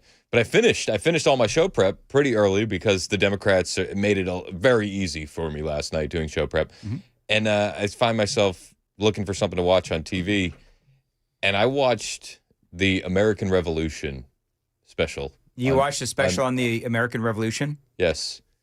And I just was sitting there. On PBS. Yeah, and I like old war specials, but this one was like especially sleepy. And I found myself thinking, like, when did I become an old man? I watched those.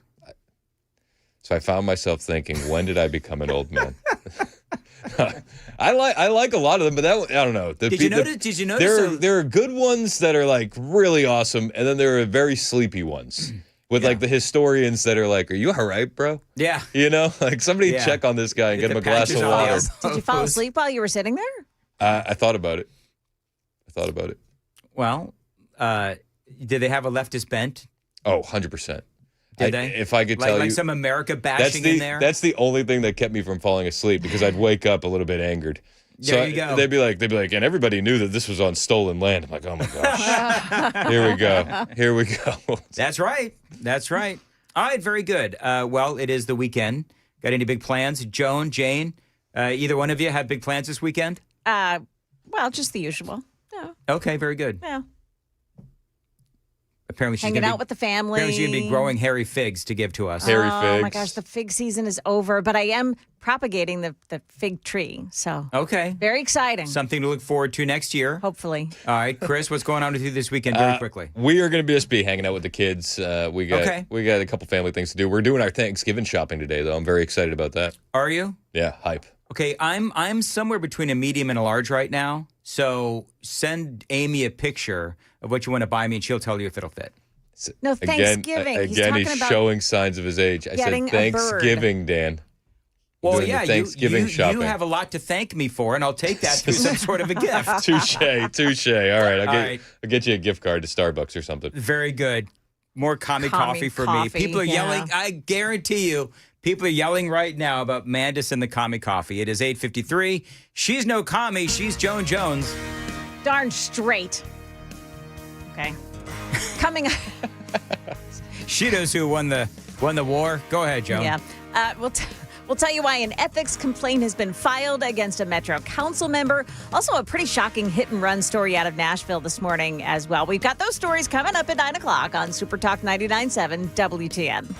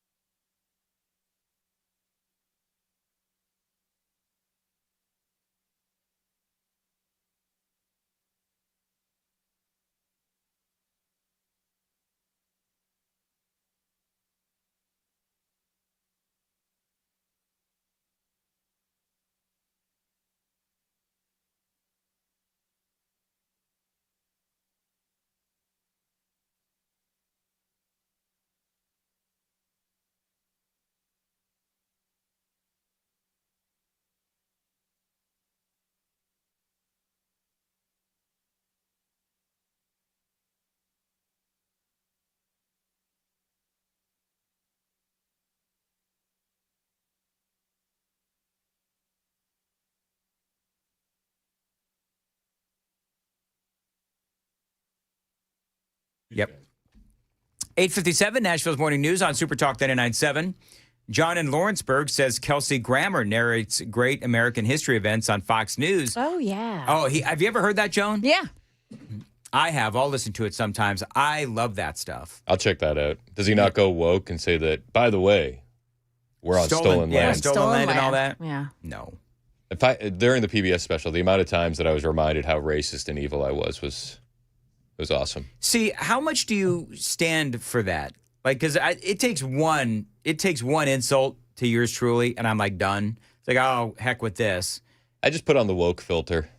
Like, into the trash it goes. I just listen to the other stuff. So yeah, and I can do that too. Like when there's something, a movie, for example, if there is a movie and they have a little woke whatever in there, I can't filter it out and still enjoy the movie. I can discern away from that stuff. Where I draw the line is the kids. Because the kids are still learning, and this subliminal woke stuff just drives me up a wall. I was watching something, I don't remember what it is, but there's like one or two lines where they talked about the president or whatever it was, and there's like an UGG kind of a thing in the story. Like and overall it was a really good movie. I don't remember what it was, but I could put that aside. That's leftist media in a nutshell. Yesterday I put on CNN. I do watch the Abby Phillips show, right? Yeah. From time to time. So I put on CNN and they were running something. They were like, Dick Cheney's funeral was today. Donald Trump was not there. The president has been outspoken against him. And then they just move on. My wife looks at me. She goes, are they going to outline any other Dick Cheney enemies that didn't show up to the funeral? Like, what does this have to do with Donald Trump? Right. Plus, Obama? I don't think he was invited. No, he wasn't. No, he was actually, do you know they actually disinvited him? They said, do not come. Yeah. That's what they said. They said, we remembered what the internet did when you passed out all those envelopes at George Bush Sr.'s funeral. Do you remember that? No. The internet going crazy about the envelopes at George Bush. You guys don't remember that? No. What was it? The internet, nobody knows. But the internet went bananas. Did Donald Trump actually that there were envelopes? That there were envelopes in the programs of George W. Bush and Hillary Clinton and Jimmy Carter and all these guys, and then there was like a sign that QAnon was coming for the deep state. You don't remember that? No, I don't. Oddly enough, I don't remember. Really? Because it was everywhere. I'll show you. I never heard that story. Oh man, I'll show you during the break. Okay. Well, listen, as we all know, I'm losing my mind, so I've got an excuse. Joan, what's yours? All right, it is 9 o'clock.